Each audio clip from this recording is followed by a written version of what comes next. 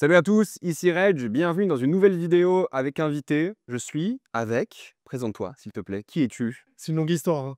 Je m'appelle Mehdi Omaïs et j'ai été longtemps journaliste de cinéma, je le suis aussi, mais depuis quelques années, je fais des vidéos sur internet, sur TikTok, sur X, sur Instagram, des vidéos de cinéma parce que figurez-vous qu'avec Reg, on partage une passion commune pour, la grande toile. En tout cas moi, qui a été vitale pour ma vie. Ouais, et la Tu nourriture libanaise aussi. c'est la nourriture libanaise, mais surtout On a mangé tout à sinon l'heure. exactement, c'est très, très bon d'ailleurs, c'était Levantin. Ouais, chez Michel, pour ceux qui savent. Mais c'était Levantin, Ouais, c'est plaisir vrai, c'est vrai, c'est vrai. genre revisité Ouais. et voilà, mais en tout cas, la vraie toile, qui m'a pris dans ses filets, c'est le cinéma et franchement, c'est une des rares toiles où tu es content d'être, prisonnier. Les gens peuvent te suivre sur tous ces réseaux, mais surtout, tu as un truc à annoncer qui est important. Ah, mais oui, je sors un livre de cinéma qui s'appelle «Le cinéma, c'est la vie, 300 films pour se faire du bien» et ça sort le 5 novembre. Voilà, c'est un film. Le mec, il faut ce qu'il a fait. Ah, C'est un livre! t'as raté la promo déjà.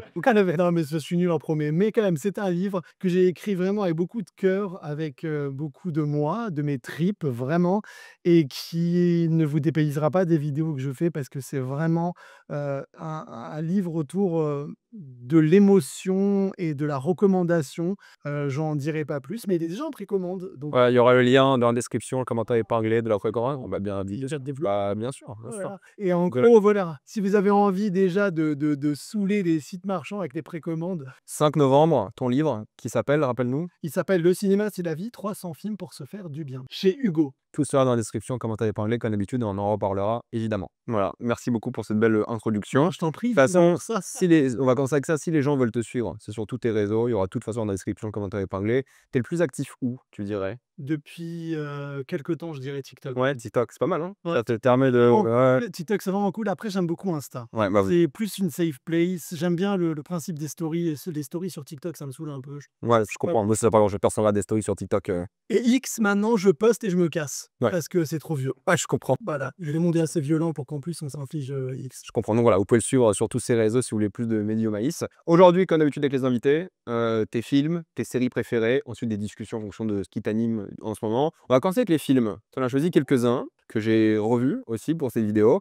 Je te laisse présenter le premier film que tu as envie de représenter au monde aussi. Je pense que je vais commencer avec Édouard aux mains d'argent, parce qu'Édouard aux mains d'argent, c'est le film qui m'a d'abord sauvé la vie, parce qu'on dit souvent de manière parfois, tu vois, presque symbolique sur symbolique, fantasmée, romantisée: «Ah, ce film m'a sauvé, ah» mais en fait, moi, Édouard aux mains d'argent, je dois ma vie littérale. Je me suis retrouvé dans la singularité de ce personnage, et c'est un film donc qui m'a permis d'être en vie, qui m'a permis d'aimer le cinéma et qui m'a permis de devenir journaliste de cinéma et j'ai interviewé une fois Tim Burton, tu vois? Et j'étais seul avec lui et j'ai pas osé lui parler. C'est-à-dire qu'en fait, j'avais tellement de choses à lui dire, mais j'étais quand même pétrifié et finalement, je lui ai dit parce que c'était un besoin épidermique, physiologique de lui dire à quel point ce film m'a sauvé. Voilà, j'ai eu les larmes aux yeux en le lui disant et ça a été un moment important. Donc Édouard Main d'argent, c'est là où tout commence. C'est peut-être pas le premier film que j'ai vu parce que le premier film que j'ai vu au cinéma, c'était Batman. Batman Les Tim 2, Burton, Tim ok, Burton et en d'accord. fait, le lendemain, je suis allé au vidéoclub et j'ai dit au mec: «Attends, j'ai vu un film hier, ça s'appelle Batman, est-ce que tu as un autre film du même réal?» Et il m'a dit: «Ben tiens» et j'ai vu Édouard Main d'argent comme ça et il est devenu, mon film préféré. Peut-être pas le plus grand film de tous les temps, tu vois? Mais mon film affectivement préféré, qui me suit, qui me console, qui me fait du bien. Ils sont plus connus peut-être à Tim Burton au final, hein? Tu trouves pas? Quand on pense à Tim Burton, on pense peut-être à Édouard en main d'argent, hein, Il y je a pense, hein. Main Je d'argent, regarde un peu ce qui est le plus populaire, Beetlejuice forcément. Beetlejuice, Et tu vois Perrolo. sur Letterboxd là en tout cas on l'a sous les yeux, c'est Beetlejuice le premier. Les gens aiment beaucoup Mars Attacks, Ouais. et Piolo. Big Fish, c'était l'un des films préférés de Ça, on Saul, qui est venu la dernière fois, hein. c'est Batman. Ouais, bah, Batman c'est moins associé à Tim Burton, ce que je veux dire. Ouais, mais ça ouais, c'est Bah, après la licence Batman est plus connue, c'est vrai, mais je pense que lorsqu'on pense à Tim Burton, on pense à Beetlejuice, Édouard en main d'argent, et c'est IAM, pardon, Big ouais, Fish. ouais, c'était dans son top, ouais, de quand il est venu le mois dernier, on a fait la vidéo, c'était carrément dans son top aussi, qui est très bien aussi, Big Fish et tu dit un truc surprenant peut-être pour mes abonnés, mais Vidéo Club, On sait plus ce que c'est. Alors, Vidéoclub, c'était en fait un temple du cinéma pour, les croyants du cinéma comme, toi, moi, vous qui nous regardez. En fait, c'est un vestige des plateformes, avant. C'était une démarche, on allait au vidéoclub, on touchait l'objet. Moi, je fantasmais le rayon des films d'horreur, tu vois? Hellraiser, quand je voyais les pics, Là, c'est le bide, je me dis: «Putain, mais c'est un truc de ouf». Freddy Krueger, les Griffes de la nuit et tout, hein. Donc c'était un vrai temple de la cinéphilie où les gens, convergeaient, on discutait entre nous: «Ah, t'as vu ce film? Ah, t'as vu le tenancier nous con» en fait, il y avait une cinéphilie qui circulait et c'est comme ça que je me suis forgé une tu sais cinéphilie que donc c'était un endroit de passionnés où il y avait des passionnés, chose qui n'existe plus vraiment aujourd'hui, quoi. bah, oui, Il y a plus d'endroits, comme ça. si les festivals, quand Ouais, tu les fais la festivals. queue quand tu fais la queue C'est pour quand même, tu tu dis l'impression que c'est quand même réservé à une sorte de pas d'élite, mais de journalistes, de professionnels, bah, ça dépend lesquels. ouais, non, mais il y en a On plein, mais en a quand même qui sont ouverts au public et quand ouais. même, tu as des festivals, qui sont très populaires, qui sont très axés au public et quand tu fais la queue, moi je retrouve un peu en festival quand je parle aux gens, cet esprit vidéoclub qu'il y avait, ce plaisir d'en découdre, d'échanger, de parler de cinéma et c'est vrai que le vidéoclub, ça a vachement forgé ma cinéphilie. J'ai beaucoup passé de temps là-dedans et c'est vrai que pour moi, c'est évident, mais il y a une génération qui sait pas c'est quoi un vidéo. Ah moi, je suis jamais allé, quoi, dans un vidéoclub, j'ai jamais loué un film, physique. Arrête. Bah, non, jamais. Bah, moi, je suis génération internet, donc moi, tous les films que je voulais voir, surtout quand tu as pas d'argent, quand j'étais plus jeune ou quand j'avais pas d'argent tout court, c'était, internet, quoi. Ouais. Tu téléchargeais, tu regardais, puis basta. Il y avait pas l'échange, il était sur les forums, tu vois? Il était déjà en ligne. Il était déjà Réussir de la galette, de l'amener je bah, déjà, on avait pas le lecteur Blu-ray, tu vois? Enfin Blu-ray, DVD, on avait une VHS à un moment, mais il y avait déjà plus de VHS quand on en avait un, donc il y avait un décalage total. Bah, je pense que quand tu as pas beaucoup d'argent, déjà, tu es en décalage technologique avec, tout le monde, surtout, mais même culturellement, si tu as pas des parents qui sont dans le cinéma, qui sont passionnés par ça, bah, tu apprends tout seul, quoi. Tu te fais autodidacte et du coup, il y a un truc où il y a pas mais désolé, on a non, non, tergiversé sur le Vidéo Club, mais Édouard Main d'Argent, qu'est-ce qui t'anime, hors, cette passion qu'il a fait naître en toi? Est-ce que tu peux parler un peu du film? Réexpliquer un peu l'histoire pour ceux bien qui sûr, l'ont pas je vu? risque de dire On va pas spoiler, hein, pour, non, je spoil jamais. ouais, ouais, on va pas spoiler toute la En vidéo. fait, Édouard Main d'Argent, c'est l'histoire, d'un savant fou qui crée un personnage, un homme, mais avant de lui donner des vraies mains, il meurt. Donc en fait, Édouard a des ciseaux à la place des mains et il vit dans un château en haut d'une colline, un château un peu biscornu, Gothique, ouais. Mmh. exactement et au pied duquel il y a une ville où toutes les maisons sont les mêmes, où toutes les vies sont les mêmes, où tout est normativé, Un peu normalisé. la famille nucléaire, Voilà, voilà, américaine. c'est vraiment l'American way of life avec les voitures des papas qui vont bosser, à la même heure, qui partent à la queue leu leu et au-dessus, personne ne va monter voir qui habite dans cette maison parce qu'elle est différente et parce que tout ce qui est différent n'attire pas forcément enfin, attire le regard, mais de loin. Nous, on n'a pas trop envie d'approcher. Un jour, donc Diane West qui incarne, un des personnages principaux, monte chez lui parce qu'elle vend des produits de beauté. Elle monte, elle sait pas quoi trouver et elle trouve Édouard. Elle trouve cet homme, c'est vraiment le début, hein, je spoile pas et elle est touchée, attendrie par lui, elle décide de le faire descendre de son monde pour le greffer dans un monde, qu'elle espère bien pour lui, mais finalement qui enclenche tout un processus de lutte intérieure et de violence pour lui. Parce qu'en gros, on essaye de l'enlever de son univers pour le mettre dans un moule, normatif où tous les gens sont pareils et quitte à gommer sa singularité. En l'occurrence, C'est ces ciseaux humain, ouais. qui créent de la poésie, qui créent de la magie et cette idée-là était pour moi tellement violente qu'on Qui veut crée de la magie, mais de la violence aussi, fatalement. oui, mais là, Que ce soit des ciseaux, il y a le contraste entre les 2 mondes, ouais. exactement, il y a le contraste, mais les ciseaux ne sont effectivement des ciseaux de manière violente que quand on pousse, Edward. C'est ça, Franchement, ouais. sinon ces ciseaux, ils taillent des haies, ils taillent de la glace, ils coupent ils font du C'est ça. soulage pour les chiens Ouais. et cetera, mais ils deviennent des choses coupantes que quand lui-même est blessé dans sa singularité et dans ce qui le rend différent de Bah, c'est le symbole, c'est qu'il rend quelque chose, qui est de la ferraille, du métal froid, violent, par son existence, sa nature, quelque chose de beau, d'utile, d'artistique. En fait, c'est un poète, presque un sculpteur, un évidemment. vrai artiste dans le film, ouais. Évidemment et ça, il y a pas beaucoup de personnages qui sont capables de le voir. C'est pour ça que la séquence, c'est pas un spoil, mais la séquence où Winona Ryder cherche des boules de Noël pour décorer le sapin, elle voit qu'il neige, elle se rend compte qu'il est en train de tailler, un bloc de glace à son effigie, et elle danse sous la pluie avec la musique de Danny Elfman. Là, je te jure, là, j'ai compris c'était quoi le cinéma. À ce moment, je me suis dit: «Oh putain, qu'est-ce qui m'arrive?» Je pense que toi aussi, parce que j'ai fait une vidéo dernièrement sur cette scène et vous avez été nombreuses et nombreux à réagir sur justement à quel point ce moment a été un catalyseur pour beaucoup dans l'arrivée, dans la bienvenue dans la cinéphilie. Et oui, pour toutes ces raisons, parce que finalement, c'est ça, c'est notre singularité qui nous rend belle, qui nous rend beau, Mmh. et peut-être que tu sais, je vais faire une confidence. Pour moi, Édouard, il existe, vraiment, il vit encore là-bas. D'accord, Je te jure, même si je sais que la colline, elle n'existe pas, ouais, ouais, des effets, je vois ce que tu veux dire, ouais. il habite là-bas, s'il neige, même à Paris, c'est grâce à lui. D'accord, Non, OK. maintenant, voilà, tu le sauras en regardant cette vidéo, que tout ce qui se passe, de toutes les neiges du monde, c'est parce qu'il taille la glace. Mais justement, c'est très ce symbole, je l'ai revu là l'autre jour, il est très beau ce contraste entre la colline noire, sombre, lugubre qui est en fait, dans laquelle réside une âme, fatalement bonne, solennelle, qui veut juste, être accueillie, aimée et en même temps le monde nucléaire, on va dire,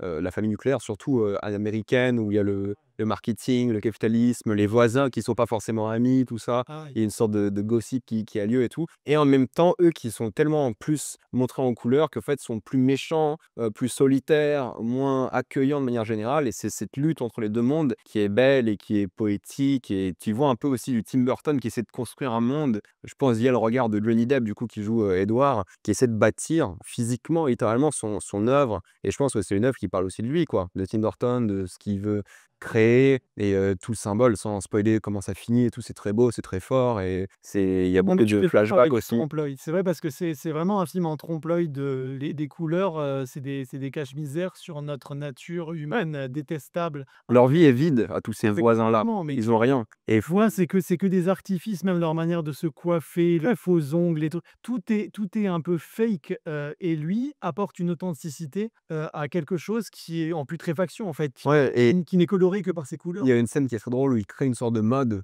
dans la ville par rapport aux coiffures. Tout le monde veut se faire coiffer par lui.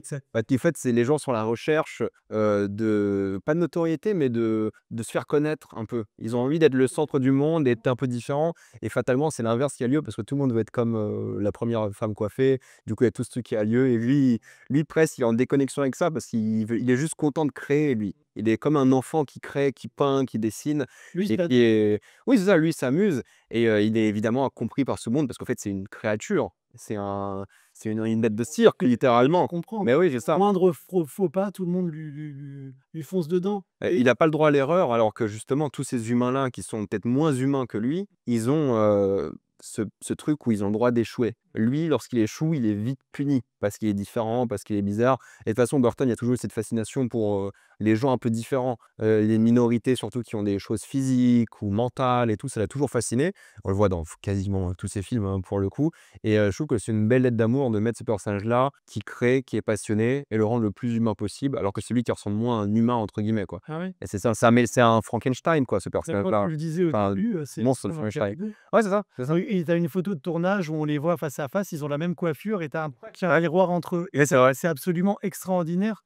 Édouard, c'est Tim Burton, mais Édouard aussi, c'est toi, c'est moi, c'est nous, c'est la somme de ce qui nous rend différents et beaux et c'est la preuve que ce que tu penses être ou ce que les autres te renvoient de négatif sur, quelque chose qui est constitutif de toi, en fait, c'est eux qui ont tort. Cultive ça. C'est, parmi leurs premières collabs avec, Danny Elfman, non? Si je dis pas de bêtises. Ils ont fait Batman avant, Oui, mais je dirais que c'est ouais, c'est parmi les la premières. 2e. 2e, ouais. Ouais. Et c'est le début de quelque chose aussi quand même entre les 2. Ah bah ça, La bande son est super iconique, et rien de tout le monde faire. s'en C'est rappelle. comme Ah oui, Requiem for a Dream, tu vois? Tu ouais. peux pas, c'est une invitation, en fait. Ouais, ouais, ils Musique, font dès les exactement. premières notes un peu cristallines comme ça, tu es dedans. Non, c'est une belle œuvre qui remet, je trouve, au centre un peu l'Amérique et en même temps, sa fascination et sa haine de l'étrange, tout en parlant d'art, de création, Pour moi, c'est c'est le que plus beau film, hein. ah, Tim Burton? Ouais. Ouais, je pense que c'est aussi J'adore Big Fish, hein, attention, hein, mais alors, Édouard Main d'Argent, on atteint des niveaux de magie, je crois qu'il y avait déjà tout dans ce film et c'est difficile de faire mieux après. Après j'adore, oui, mais Big Fish, c'est fantastique. ouais, moi j'aime beaucoup aussi, étonnamment Sleepy Hollow, ça fait longtemps que je l'ai pas vu,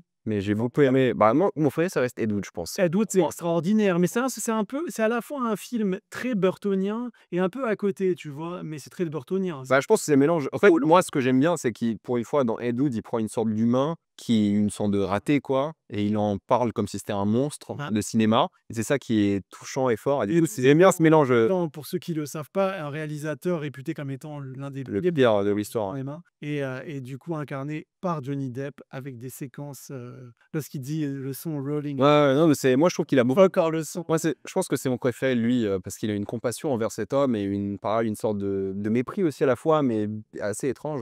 Ouais, moi, c'est vraiment Ed Wood, Sleepy Hollow, je pense mes préférés. Parce qu'on a tout en fait. Ouais, on est sur Letterboxd, là, c'est pour ça en même temps. Et je dirais Sweeney Todd aussi, j'aime bien. C'est pas son meilleur, je trouve qu'il est un peu. Non, moi j'aime bien les comédies musicales en plus, donc ça m'a bien. Mais tu vois, Ed Wood sur Letterboxd, c'est pas parmi les plus populaires, hein. Tu vois, il est genre le 13e, non, le 16e le plus populaire de sa carrière. Pourtant, je pensais que tu vois, il y a Mars Attack, c'est le plus populaire et tout. C'est génial, Mars Attack. Ouais, moi j'aime beaucoup, j'étais très fan, très très fan. Ouais, il a une filmographie quand même. Voilà, en dents de scie, il faut faire le tri évidemment, bien sûr. Chalet, je sais pas, tri, t'en penses quoi toi? De quoi?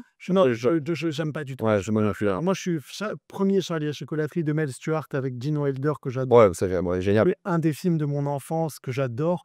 Mais alors celui-ci, je l'ai rejeté, je le trouve laid, je le trouve Ouais. grossier, Ah, je suis d'accord, hein. Par contre, tout le début de sa carrière est absolument Ouais. fou. Il y a quasiment Beetlejuice, t'aimes bien? mais j'adore Ouais, Beetlejuice, les Edouard Manin d'argent. Jean. T'aimes bien ces films d'animation, les 2, Frankenweenie? Oui, Frankenweenie, j'adore. Je l'ai rencontré pour Frankenweenie à l'époque. C'est quoi Corpse Bride en français? Je sais, c'est No Street. Voilà. Ouais, c'est pas mal ça aussi, moi j'aime bien. Batman, j'aime bien les 2, enfin le Batman, ouais, ouais, top, franchement. Sweeney Todd, j'aime un peu moins quand même. Dark Shadow, c'est pas ouf. Tu vois, My Pee-wee Big Adventure, on n'en parle pas beaucoup, mais c'est aussi hyper chouette. Dumbo, c'est très joli. Big Eyes aussi, c'est encore une ode au personnage en grands yeux, parce qu'il adore ça, Tim Burton. Planète des singes, il est horrible. Son Planète des singes, il est catastrophique. Je crois que c'est son pire film, hein, pour le coup, hein. Je sais pas. Dark Shadow, c'était pas ouf, hein. Ouais, non. Ouais, mais au moins Dark Shadow, c'était une comédie un peu nulle, Ouais. mais il y avait le truc, au moins c'est une comédie. Planète des singes, il est vraiment au premier degré et tout. Les costumes sont bien et j'aime bien le délire gothique, mais ouais, ça suit pas, quoi. Mais quand tu vois le premier Planète des singes. Et puis tous, franchement, moi, c'est le pire de tous. Je les ai tous vus l'année dernière, je les ai revus pour beaucoup et je les ai redécouverts, La la saga. trilogie, elle était bien, hein. Ouais, même le nouveau, là, j'ai bien aimé, hein. Kingdom, il est pas mal pour le coup, hein. Mais je les ai tous vus, même, tu sais, les films, le 4, 5 de l'époque et tout, ils sont plus de qualité, je trouve, à sauver. J'avais fait une vidéo saga de Planète des singes sans spoiler, et ils avaient plus de choses à sauver, je trouve, que dans le Tim Burton, quoi. Pour le coup, si tu les as pas vus, ils sont pas mal, ils sont intéressants, quoi. Est-ce que tu as un autre film à nous conseiller? Oula. Moi, j'avais revu Edouard en main d'argent, j'ai revu Mélancolia. Mélancolia dans tes préf, tu veux en parler? Oui, je veux bien. Enfin, t'as mis 3,5? Ouais. Parce que je viens de voir la note. Je sais pas si je vais continuer cette. Moi, je l'ai revu un peu à la baisse, on va voir. Chacun ses goûts, c'est ce que je dis toujours, chacun ses goûts, mais dis calme-toi, tout va bien se passer. Et je l'ai un peu revu à la baisse en le revoyant, là, récemment. Je crois que j'avais mis 4 au début. Fatigué, tu fais trop de vidéos, t'es sûr. Et ça doit être ça. Là, ça doit être ça. J'aime bien. 3,5. Non, mais 3,5. Faut être trop. Ouais, c'est ça. Je vais bien dans ma vie, là, c'est pour ça. Non, 3,5, pour moi, c'est une bonne note, 3,5. Mais oui, non, mais c'est Voilà, c'est une une bonne note. Moi, j'aurais mis. Regarde, insulte Syl. Syl, elle a mis 2,5. Tu vois, tu peux l'insulter. Syl, elle a mis 2,5. Tu peux l'insulter. Voilà. Lévi n'est pas content. Tiens, voilà. Après, non, en vrai, chacun ses goûts, mais dis calme-toi. Non, Mélancolia, moi, j'ai souvent, peut-être moins maintenant, mais souvent été pris dans la mélancolie. Mélancolique, ouais. Pas dire des états plutôt dépressifs, et j'avais jamais vu de ma vie la dépression filmée de manière aussi puissante par quelqu'un qui l'a vécu, qui sait ce que c'est, etc.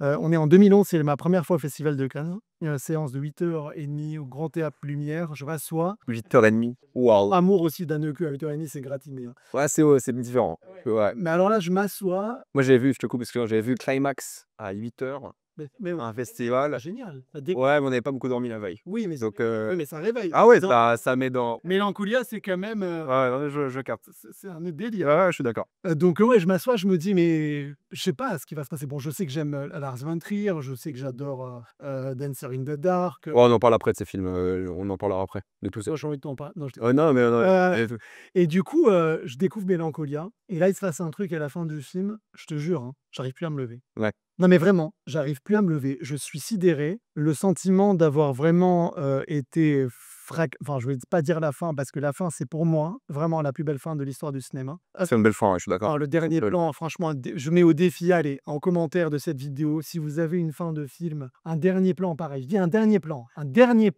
PLAN, comme ça, vous me dites. Et là, en fait, il y avait la dame qui travaillait au Festival de Cannes dans la salle qui me dit: «Mais monsieur, il s'agit de vous lever» parce que je dis: «Madame, j'arrive pas». J'arrivais pas. Je venais de me prendre vraiment, je dis pas un système solaire, c'est toute une galaxie dans la gueule. J'avais Il était horrible. ça. Ouais, non, mais On pourra faire le lien avec, voilà.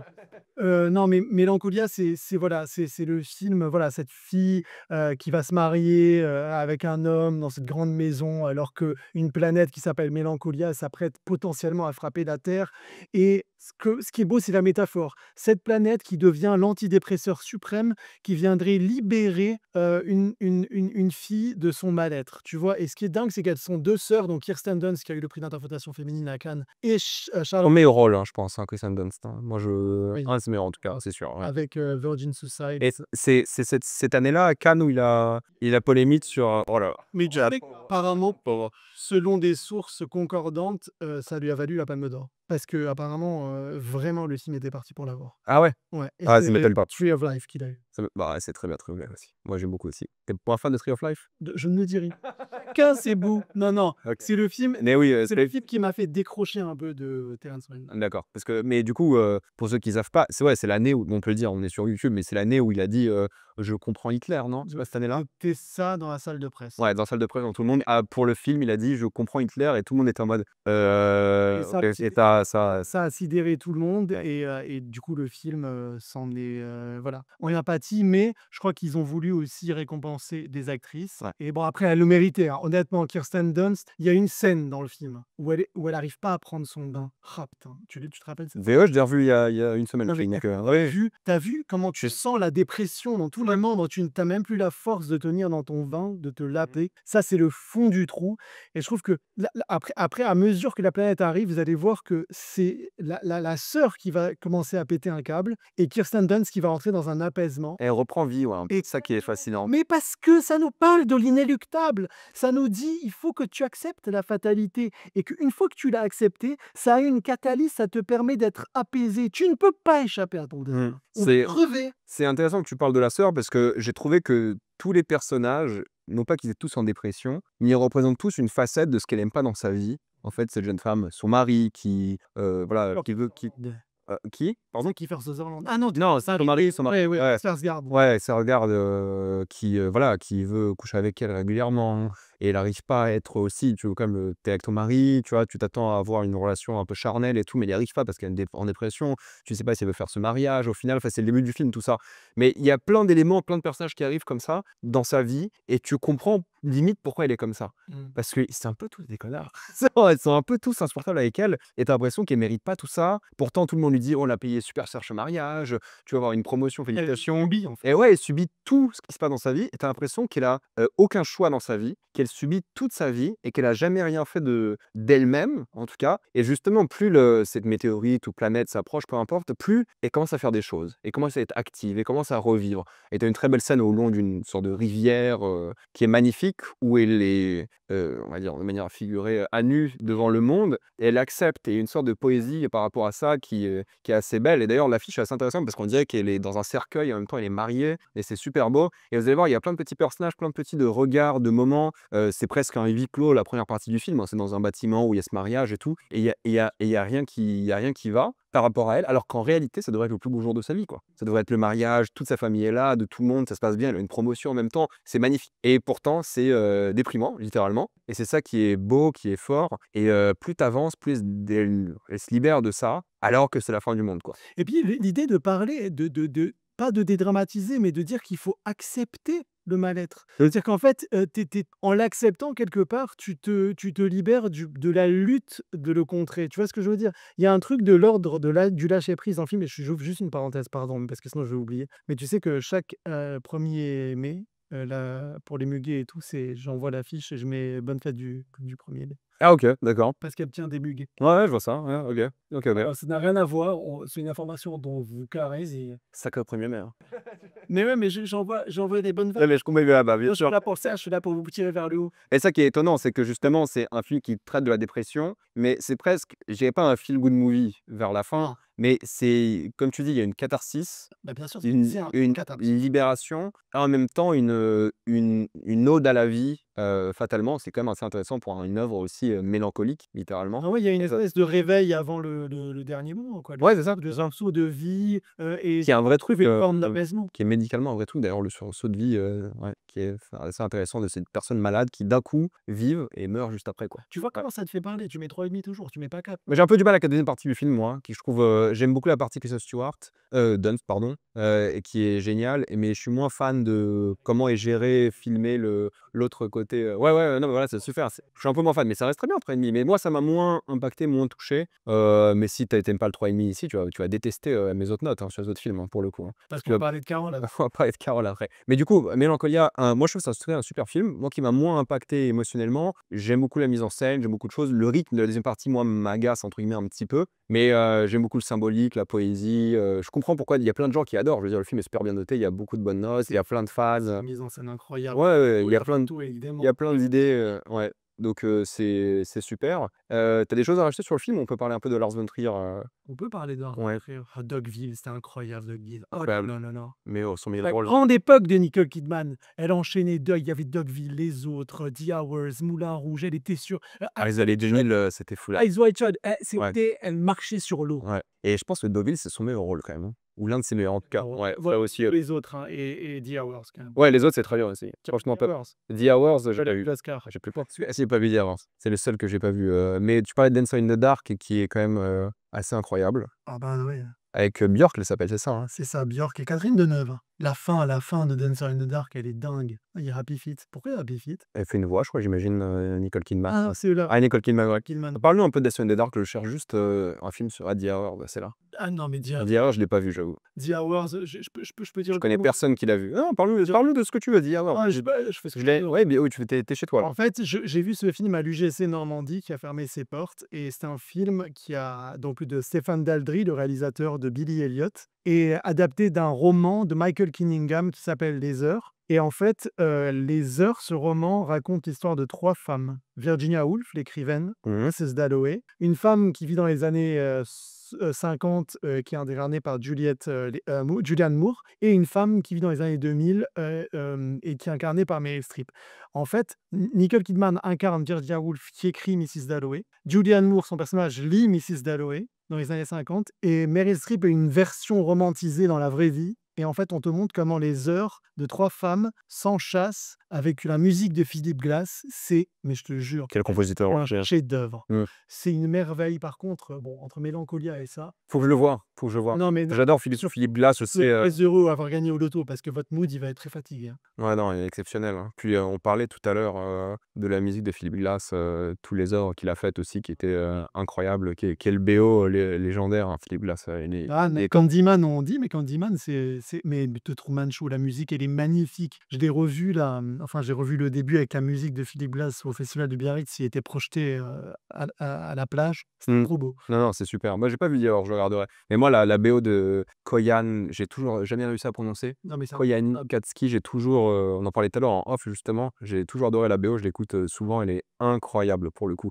Mais juste pour revenir sur Lars von Trier, Dance in the Dark, incroyable, peut-être l'un de ses meilleurs aussi d'après moi. J'adore Dogville, top. Un peu moins fan d'Antéchrist, ça fait longtemps que je l'ai Oh, pas vu, mais moins fan. Nymphomaniac, c'est hyper solide aussi. Nymphomaniac, c'est très bien. Tu imagines Nymphomaniac qui sort aujourd'hui? À l'époque, ça avait déjà choqué, Alors, j'ai mais bien revu, hein, aujo j'ai ah moi non plus. fois, hein. Moi aussi, j'ai vu qu'une fois. Mais j'ai vu la version, Je me rends pas. j'ai tout vu. Tu sais, j'ai attendu que tout soit sorti. J'ai vu la version longue là qu'il a Moi aussi. faite. Ouais, ouais, et que j'ai vu à la maison moi, du coup, j'ai pas vu au cinéma, et mais je pense que ça sort aujourd'hui parce que quand même le casting de Nymphomaniac, il est assez énorme, et ça sort aujourd'hui, je pense que les gens ils pètent un câble.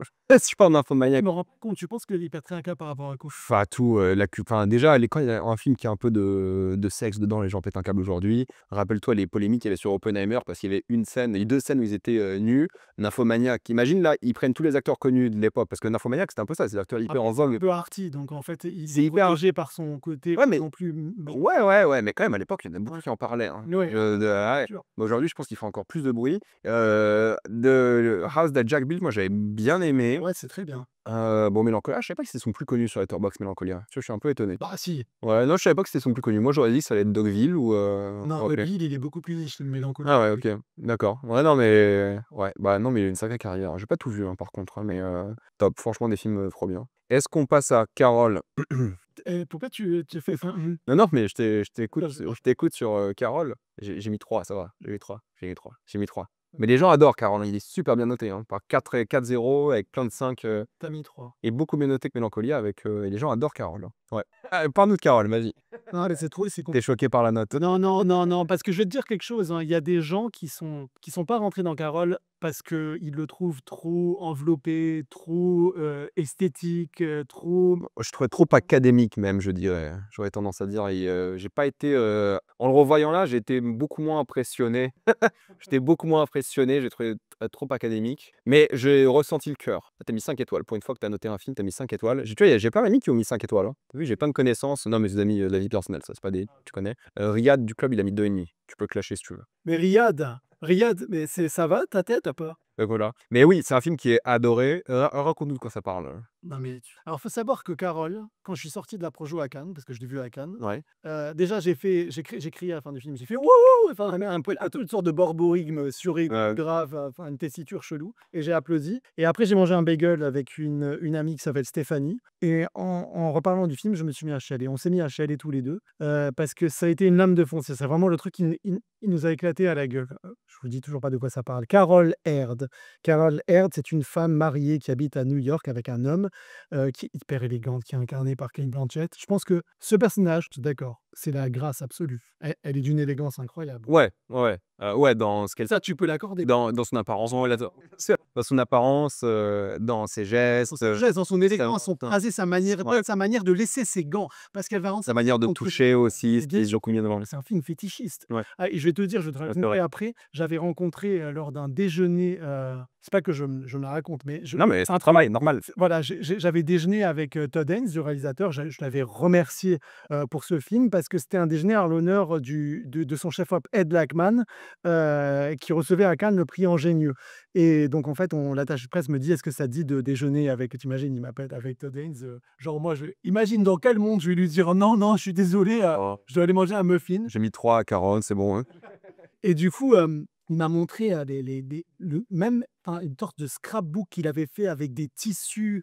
Enfin, le mec, il a fait Des vêtements? tout, mais tout Ah que tu fait, le papier peint, tout dans mmh. Carole, tout est dans le souci de l'esthétique pour anoblir, pour magnifier ces 2 personnages. Donc elle rentre dans ce centre commercial. Imaginez, on est à Noël, il y a un train électrique qui circule comme ça. J'essaye de, tu vois, Ouais, non, mais viens le corps, il viens faut le que les gens le vivent, tu ouais, comprends? Donc il est vrai, et là, il y a, Thérèse Belivette qui est incarnée par Rooney Mara, qui travaille là-bas, qui est vendeuse, et Carole, elle laisse ses gants. Elle laisse ses gants sur le comptoir, et c'est pas anodin, parce que si tu as vu le précédent film de Today? Danes qui s'appelle Loin du paradis, je sais pas si tu as vu celui-là? Heu, Chef-d'œuvre! c'est Chef-d'œuvre! c'est quoi en anglais? Far From Heaven, c'est ça. Ah ouais, From ah non, j'ai pas vu. Avec Julianne Moore, Dennis Haysbert Ah celui-ci, ouais, OK. et Ouais. Dennis Quaid, Dennis Quaid qui joue dans The Substance notamment.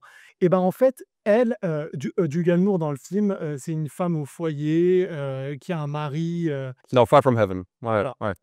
au loin du paradis, Far From Heaven, qui cache un lourd secret, et un jour elle découvre ce secret, et elle va tomber graduellement amoureuse de son jardinier noir dans une Amérique qui est gangrénée par le racisme. Ah, c'est la même époque les 2 films, Carole et Far From Exactement. Heaven. Ouais. Et pourquoi je te parle de ça? Parce qu'en fait, dans Loin du paradis, parce que je parlais des détails, le fétichisme, dans Loin du paradis, c'est son écharpe ou son foulard qui s'envole, et son jardinier le lui ramène. Et D'accord. là, c'est pareil, elle oublie ses gants, mais elle fait semblant, et elle disparaît comme ça, et elle sait très bien que Thérèse va la contacter Ouais, pour lui. mais elle oublie pas vraiment ses gants. Voilà, Ouais. et c'est l'objet qui les lie et qui enclenche une histoire d'amour absolument renversante, mais une histoire d'amour qui est assez positive. Tu vois, on pourrait se dire: C'est une histoire d'amour interdite quand même. «Oui, Ouais, interdite», mais alors je dis pas parce qu'elle est pas mariée, pas plombante. non, non, non, non, non, il est pas pl non, mais je veux dire, ça reste quand même, il y a beaucoup de tensions par rapport au fait qu'on est en 1950, enfin dans les années 50 en tout cas, il y a l'interdit de l'amour, homosexuel et en même temps, bah, ils ont une vie quoi. Ils sont mariés, du coup, il y a encore ce truc où il y a un adultère, il y a un désir impossible, il y a cette tension romantique, ouais, de l'interdit Absolument. qui les fascine beaucoup. Interdit, légalement, interdit, par le contrat de mariage et social entre ces gens-là et en même temps, cette passion qui brûle entre les 2 qui est, impossible à arrêter, quoi. Ça devient en fait, ça devient presque un film de thriller, d'enquête sur comment se retrouver, comment vivre ensemble, vivre ensemble, enfin se voir de temps en temps et ça qui est la partie la plus intéressante du film, ouais. Tu sais que j'ai failli alors juste, donc ah non, ça je peux pas le dire. Tu me dis ce que tu veux, hein, après on coupe si tu veux, mais tu dis ce que tu veux. J'allais dire que ils savent les gens que tu habites à Lille? Ouais, oui, ça veut dire que j'habite à Lille, ouais. Tu peux, t'inquiète, hein, t'inquiète, tu le droit de Non, mais juste pour la petite histoire, j'ai failli rater le train parce que, je suis descendu à la gare de l'Est au Yes. lieu de la gare du Nord et je suis descendu à faire ma vie à la gare d'Est. Mais tu sais pourquoi? Parce que je repensais à la dernière scène de Carole. J'étais tellement, mais je vous jure, tellement en train de la revivre parce que je me disais enfin, je pense souvent à cette dernière scène parce que elle m'a sauvé aussi. Il y a 2 films qui m'ont sauvé la vie, Édouard Main d'Argent et Carole. Et Carole, j'ai pu à la fois dire à Todd Haynes, mais à Cate Blanchett à Cannes, où je lui ai dit quelque chose, en conférence de presse du festival de Cannes, et elle m'a pris dans ses bras et ce hug-là, je vous jure, il a mis beaucoup, beaucoup de mercurochrome dans mes blessures. Ouais, c'est mignon, c'est bien, c'est cool, Ah mais vra c'est cool. et je pense qu'en plus, elle a vu que enfin, on le voit pas dans la vidéo parce qu'il y a une vidéo qui a circulé, mais j'avais les larmes aux yeux et elle a compris et Non, mais c'est bien. elle m'a pris dans ses bras et tu sais, à un moment donné, je me suis dit: «What the fuck, mais qui va croire ce qui vient de m'arriver?» Et puis genre 3 heures après, il y a une vidéo qui émerge et en fait, on voit le hug et du coup, moi-même, ça m'a permis de réaliser que ça s'est vraiment passé Bah, oui, oui, oui. et ça, tu vois, genre, vraiment, Tu encore la vidéo? ouais, ouais, Ouais, tu l'as gardée? elle est sur ma page Ah ouais, Insta. bon on la montrera en vidéo, hein. Et je peux te dire, enfin toi tu le sais parce que tu aimes le cinéma, ça sauve la vie et ça sauve peut-être pas littéralement, mais le cinéma ça vient poser des pansements, ça vient donner des impulsions et c'est pas cliché de le dire, parce qu'on a l'impression d'être des romans. Non, mais c'est vrai, ça aide. En fait, il y a un truc je te coupe, excuse-moi, mais il y a un truc, moi, je reviens souvent dessus, c'est Itano qui a fait une interview récemment, enfin récemment, il y a peut-être quelques années maintenant, mais il disait qu'en fait, c'est quoi le but de l'art? Il en parlait et tout et il disait que lorsque tu es triste, lorsque tu es heureux, lorsque tu sens une émotion, l'art, ça permet de trouver quelqu'un d'autre qui a ressenti la même chose que toi, mais qui l'a montré dans un poème, dans un film et il a réussi à traduire, cette émotion que tu avais, via cette, beauté esthétique, via, ces moments, ces paroles, ce gant. Tu parles du gant depuis tout à l'heure, tu vois? Et donc c'est ça aussi le but et la Bah, force des artistes et c'est pour ça qu'on aime bien, c'est que quand tu es heureux, triste, peu importe l'émotion que tu as, il y a forcément quelqu'un qui l'a vécu et tu peux te retrouver dedans. C'est pour ça que je pense qu'il y a beaucoup de gens qui aiment Mélancolia, qui aiment Carole, beaucoup de films aussi sur l'homosexualité qui aident beaucoup de personnes qui se sentent un peu enfermées dans ça. Il y a plein de choses comme par ça. exemple. Love Simon qui est plus, voilà, léger, mais en même temps sur un coming out et tout, très mignon. J'ai pas vu la série d'ailleurs, je sais pas ce que oui, Grâce à Victor, ouais, La Victime, c'est pas mal, ouais. ouais. Et du coup, voilà, donc c'est en fait, c'est ça le but et la force du cinéma, c'est de réussir à fédérer autour, d'émotions comme ça, quoi. C'est pour ça qu'on a tous des choses qu'on aime beaucoup. Moi, j'aime beaucoup les films, on en parlait tout à l'heure, d'amitié. C'est pour ça aussi que Laurence d'Arabie, Master Commander, c'est mes films préférés. J'aime beaucoup les trucs sur un peu l'amour impossible, comme, on parlait de Le Past Lives, on parlait de Sur la route de Madison. Le Route de Madison qui est incroyable aussi. On parlait de, comment ça s'appelle? Bah, tout ce qui est Wong Kar-wai, de toute façon, c'est toujours des amours, impossibles. Wings for Love, c'est le film, ultime. Platonique. Tu vu, j'ai le vinyle là-bas. Complètement platonique, c'est splendidement Bah, ouais et non. bah, oui, En fait, il y a touche, mais il se touche pas. mais justement, c'est un amour, mais c'est ça, tu vois, c'est ces amours impossibles. J'adore Cold War, c'est dans mes tops aussi qui est, Ouais, ouais, pareil, Tarkovsky, ouais, Polikovski qui est génial aussi. Ida était très bien d'ailleurs aussi. Bref. préfère Ida. Ouais, ouais, mais je peux comprendre. C'est pas la même chose, mais je peux comprendre, quoi. Et donc il y a plein de trucs comme ça, on a des affinités, je trouve ça beau et je trouve que la manière dont tu en parles, vraiment de manière émotionnelle, j'ai l'impression d'être un robot parfois parce que tu es investi à fond. Mais Carole, moi, je trouve le film vraiment bien. Moi, il m'a moins touché, peut-être parce que je suis moins, friand de ces thématiques-là, moins, dedans peut-être aussi. Voilà, moi j'aime bien Todd Haynes, ce qu'il a fait, j'ai beaucoup aimé, May December pour le coup, moi j'ai adoré, tu vois? Vraiment un fan. Parce que j'adorais cette introspection, de cette femme qui rentre dans la vie de quelqu'un, tout ça pour un film de merde au final, tu vois? Il y a ce truc, qui est assez touchant. Darkwater, ça n'a rien à voir, je trouve, avec le cinéma de mais c'est génial, tu vois? C'est une enquête, c'est un thriller. D'ailleurs, il y a un truc, en revoyant Carole, j'ai beaucoup pensé à Darkwater parce que vu que c'est une sorte d'enquête dans les 2 cas, un pour, l'amour entre les 2 et l'autre pour la C'est pas vérité. vraiment une enquête, Carole, quand même. Non, c'est pas une enquête, mais il y a un côté un peu Là, thriller de là, l'enquête. pour le coup, là, Non, pour la là, c'est un vrai thriller. Ouais, non, mais Carole, il y a un côté, je trouve, thriller que tu vois dans beaucoup de films d'enquête. Peut-être je me suis mal exprimé. Où tu vois, où il y a un truc où Une atmosphère c'est presque un film, d'espionnage, où essaie de se coordonner, de faire des trucs, se oui, trouver. en fait, Ouais, l'amour en cachette. c'est ça. Ouais. Mais tu vois, c'est vraiment, minutieux sur les détails qu'ils font, toutes ces choses-là. Donc j'ai beaucoup aimé. Après, j'ai pas vu beaucoup de Todd Haynes, pour le coup, Goldmine, c'est super. j'ai pas Brave, c'est super. I'm Not Dead I'm Not There, j'ai vu, c'est top, ouais. sur Bob Dylan. Ouais, c'est top, ouais.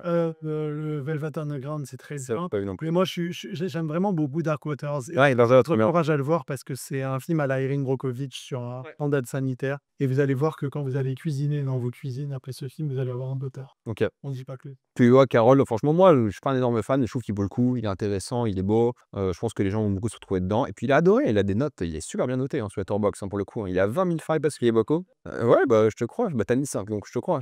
J'aurais pu mettre 5 et demi. Ouais, oui, il y a plein de choses à décortiquer, c'est pas mal. Franchement, il y a plein de petites histoires, de petits personnages qui interviennent, qui représentent les facettes des protagonistes et tout. Kyle Chandler qui incarne le mari de Ouais, Carol et super rôle aussi. bon, on parlera de série tout à l'heure. Un peu sous-coté, Kyle Chandler, je trouve. Il mérite, beaucoup plus que la carrière qu'il a, d'après moi. Je Bah, trouve pour moi, pas c'est bon. c'est le coach de Friday Night Lights. Ah ouais, ouais, ouais, on parlera peut-être après. Un autre film dans le même thème que Carole et que que tous les films, Massacre à la tronçonneuse, C'est vraiment le même thème. le même thème. On est dans la gamme parfaite. Ah non, mais Massacre. J'ai vu ta vidéo où tu disais que ta vision de l'enfer. Ouais, j'ai fait un petit TikTok où je disais, en gros que je sais que le jour où j'arrive en enfer, surtout en tant qu'athée, voilà, parce que forcément du coup j'irai en enfer, c'est la maison de Massacre à la tronçonneuse. C'est l'un de ces trucs, La scène du repas. c'est la scène du repas, quoi. C'est vraiment l'enfer sur terre, c'est tout ce qui, bah, je te laisse te présenter parce que c'est un peu différent et En fait, faut savoir on que parle du j'essaie de parler de quelques films, Ah. j'aurais pu en choisir des milliers et des milliers. Sûr. Les premiers qui sont spontanément venus à l'esprit, c'est ceux-là. J'aurais pu en parler de 1000 autres trucs, mais bon, voilà, il y a toujours moyen de faire des chemins de traverse. Bref, Massacre à Et tronçonneuse. on parle juste du film de 74 parce qu'il y en a eu tellement des versions, on parle de l'original. Water. Voilà, voilà. Non, Non, parce qu'il y en a eu tellement. pour qui? Ah, parce que je connais les gens, ils vont lancer Netflix, ils vont mettre Massacre à la tronçonneuse, ils vont tomber sur le 2022. Toby Hooper, 1974. Voilà. C'est un chef-d'œuvre. Budget 7 €. Ouais, 7 $ du coup. légèrement. Ouais, laissez-moi Mais genre vraiment ouais, que dalle. peccadille. Ouais. Et c'est un film pour moi. Alors, on est vraiment là dans l'Everest du film d'horreur avec Shining. D'ailleurs, j'arrive pas à les départager. Il y a beaucoup de listes à chaque fois, tu sais, des meilleurs films d'horreur de tous les temps et il arrive toujours premier, deuxième ou troisième quoi. C'est Oui. toujours, Oui. c'est toujours ça quoi. Mais en fait, tout dans Bah, ce juste titre. film est un tour de force. Tout. Tu sais, j'ai mis 4,5 pour changer. Ah, Tu sais, j'ai mis une bonne note à un film que t'aimes bien. J'ai pas mis je vais attention. pas noter. Non, mais je fais rien sur Faut Letterboxd. que tu t'y mettes. J'aurais mis 5. Voilà. Là, c'est du 5 direct parce que Mais il est moins bien noté, tu vois, que les films que tu as conseillés tout à l'heure, que Mélancolia, que Carole. parce qu'il est plus clivant aussi, hein. C'est sûr. Bah, littéralement. Ouais. Il est spécial. Donc en fait, ben, c'est des jeunes, hein, qui sont, dans une voiture, Des hippies, des bobos un peu, voilà. Ouais. et on est voilà, dans un film, très politique qui parle des traumas de la guerre du Vietnam. C'est un film cauchemardesque. C'est un film qui a été fait dans une chaleur accablante où les gens, ils rôtissaient dans le plateau. Non, mais littéralement, Ouais, ouais. rôtissaient. L'actrice, elle a frisé le burn-out, la dépression, qui est devenue une scream queen, vous savez, cette expression des actrices qui hurlent dans les films d'horreur. C'est elle la première avec cette scène finale incroyable avec le soleil couchant.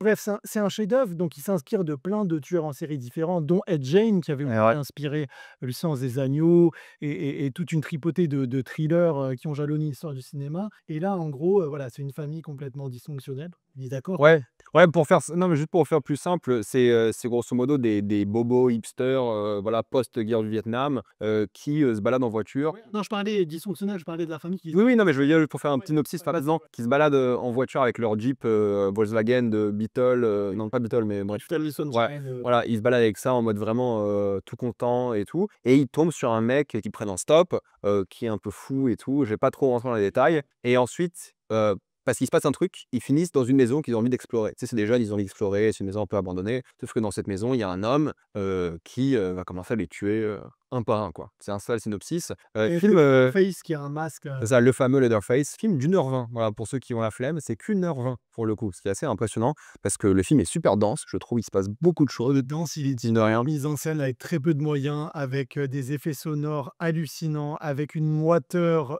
faut savoir que la seule bande son, c'est la tronçonneuse. Ouais. C'est un film, beaucoup de gens disent: «Ah non, c'est trop sanglant, il y a pas de sang dans Massacre à la tronçonneuse». On voit rien. Ouais, enfin, il y a pas de sang, c'est vrai, Non, mais mais c'est le mien. ouais, il y a des Il y a des gens qui aiment pas le gore, quoi. ouais, mais il y a des cadavres, il y a des os, il y a des Bah, c'est pas, tu vois, genre, il y a tu vois pas un il y a eu un plan de mythe. tronçonneuse qui coupe en 2 ou un truc comme ça? Il y a aussi le mythe à l'époque où il est sorti, un peu comme le projet Blair Witch, où on faisait croire presque Au Cannibal Holocaust ou voilà, ouais, que c'était une vraie histoire et voilà, parce que c'était une sorte de croisement de plein de choses qui se sont plus ou moins passées et voilà, le film sort, avec une réputation sulfureuse. Ça a été très difficile pour Toby Hooper. D'ailleurs, c'était fait à l'arrache. Je crois que le van qu'ils Gillis, c'est un des producteurs. Enfin, Ah ouais. c'est vraiment une Mais entreprise de c'est dingue. fauché, hein, ça se ressent. Ah ouais, ouais. Mais c'est ça Ça qui se ressent, oui et non, hein. bah, en fait, non, ça se ressent dans le sens où on dirait vraiment un projet presque, des jeunes qui filment. Il y a un côté très naturaliste, presque voyeuriste à la chose, de la manière dont c'est filmé et ça se ressent dans le sens où, il y a ce côté, homemade qui fait vraiment du bien Mmh. et donc, tout est, je pense, plus ou moins calculé, tout est vraiment, voilà, à hyper pointu, mais il y a un côté vraiment, presque, tu sais, en DV, par l'un des mecs qui filment et tout, qui est super fort et qui, plonge dans les enfers au fur et à mesure et c'est assez fort parce que il y a un côté, intéressant je trouve sur, voilà, qu'est-ce qui se passe? Qui est ce Leatherface? Pourquoi il est comme ça? Tout ça. Il y a plein d'indices sur, sa vie. Il y a un côté intéressant sur, c'est le critique de l'Amérique qui est, désabusée à ce moment-là, qui est violente, qui est abandonnée aussi par le système. Parce que c'est quand même au Texas, il y a rien. C'est quoi? C'est la taille de l'Europe presque le Texas, c'est gigantesque. J'exagère un peu comme ça, mais c'est gigantesque et il y a rien, sauf quelques personnes à droite à gauche et tout. Donc c'est ça qui est fort, c'est que ça montre une Amérique qui est devenue, l'enfer sur terre quoi, littéralement. Qui est traumatisé et Ouais. je trouve que c'est très juste quand j'ai vu ta vidéo, quand je pense à l'enfer ou à une vision d'enfer au cinéma, je Ouais. pense à cette scène de repas parce que quand je disais famille dysfonctionnelle, il faut voir la tronche de la famille, Littéralement. et cette fille qui est attachée, Ouais, c'est horrible. qui est au milieu d'une vision complètement d'effroi. Et juste pour la petite histoire, j'ai eu la chance, et ça je l'ai beaucoup dit en live, parce que j'adore répéter cette histoire, ça a été l'une des plus belles projections de ma vie. J'ai vu le film pour ses 40 ans en copie remasquerisée au Festival de Cannes avec un Incroyable, co-réalisateur. trop bien. C'est, Nicolas Winding Refn qui est fan du film qu'il a présenté et Toby Hooper, il était vivant à l'époque, qui était mais en larmes, mais je te jure, c'était tellement émouvant. Il pleurait à la fin. Les gens lui ont donné la standing ovation parce que le film a eu quand même une histoire assez chaotique. Il a été interdit. Enfin bon, ça a Ouais. pas été la joie. Et là, en fait, des 40 ans plus tard, voir tous. Parce qu'il y a des films qui créent des émules, il y a des films qui créent des grammaires, qui donnent envie de filmer. Et Massacre à la tronçonneuse a inspiré énormément de cinéastes. Donc en fait, voir Il y a tous pas ces gens de se lever et dire merci, c'était hyper émouvant. Et je vous jure que le bruit de la tronçonneuse sur grand écran dans cette salle où les gens hurlaient de plaisir, j'ai rarement vu ça au cinéma. C'était incroyable. Puis le film terrifiant, je trouve, hein. Vraiment, en fait, il y a pas de jump scare évidemment, il y a rien de flippant comme ça, mais il est terrifiant parce que l'ambiance qu'il installe, la manière dont on peut facilement s'identifier un peu à ces jeunes qui veulent vivre, s'amuser, explorer, qui sont punis par quelque chose de Ouais. presque démoniaque, limite, qui est assez fort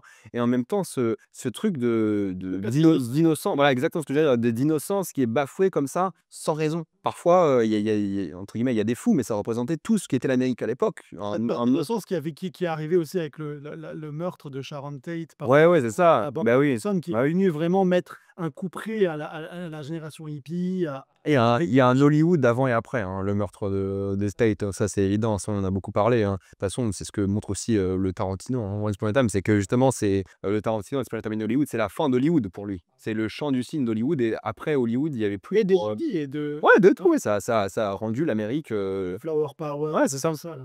Donc ça qui est fort, c'est qu'il marque aussi cette rupture dans Hollywood et je pense que enfin, c'est pas que je pense, c'est que sans ce film-là, il y a pas de cinéma d'horreur hollywoodien, quoi. En tout cas, pas à cette échelle où on prend un petit budget et on fait des films comme ça qui explosent, qui cartonnent, ça inspire à tellement de trucs. Moi, c'est une licence aujourd'hui et moi, honnêtement, j'en ai pas vu d'autres, je crois, Mais moi, à vérifier. je dois dire que le film qui est sorti sur Netflix avec Le 2022 là? ouais, avec ta scène Tu là, de bus, elle m'a fait triper c'est ce film-là, j'ai vu un extrait, je crois, c'est ce film-là où avec il y a un l'influenceur. ah non, ça j'ai pas vu, je crois. Mais il y avait je crois que c'est un Massacre à la tronçonneuse où il y a un plan où on sort du crâne, d'un des personnages. C'est pas dans un Massacre à la tronçonneuse, un remake? Ça, je sais Ah, plus. je sais plus. Ça, je crois que c'était un remake et tout, mais il y a des plans il y a un plan de fou quand même dans ce film-là. En le revoyant, je me suis dit: «Putain, quel plan de fou!» quand il est sur la balançoire et la caméra passe en dessous de la balançoire et la maison s'ouvre comme ça et tu as ce personnage, cette petite fille, toute maigre et tout, qui a vraiment et s'ouvre comme ça, comme s'il est entré dans la bouche du monstre et comment ils ont fait pour passer la caméra en dessous de cette balançoire et à côté, tu sais, sur ce travelling et tout, qui est Le incroyable plan est et c'était là, je fais: «Ah OK». Tu vois? Tu es vraiment et il y a plein de plans comme ça, tu te dis: «Mais à la fois, il est claustrophobique, de fou et en même temps, il arrive à créer une sorte de monstre dans la maison aussi, qui est un personnage à part entière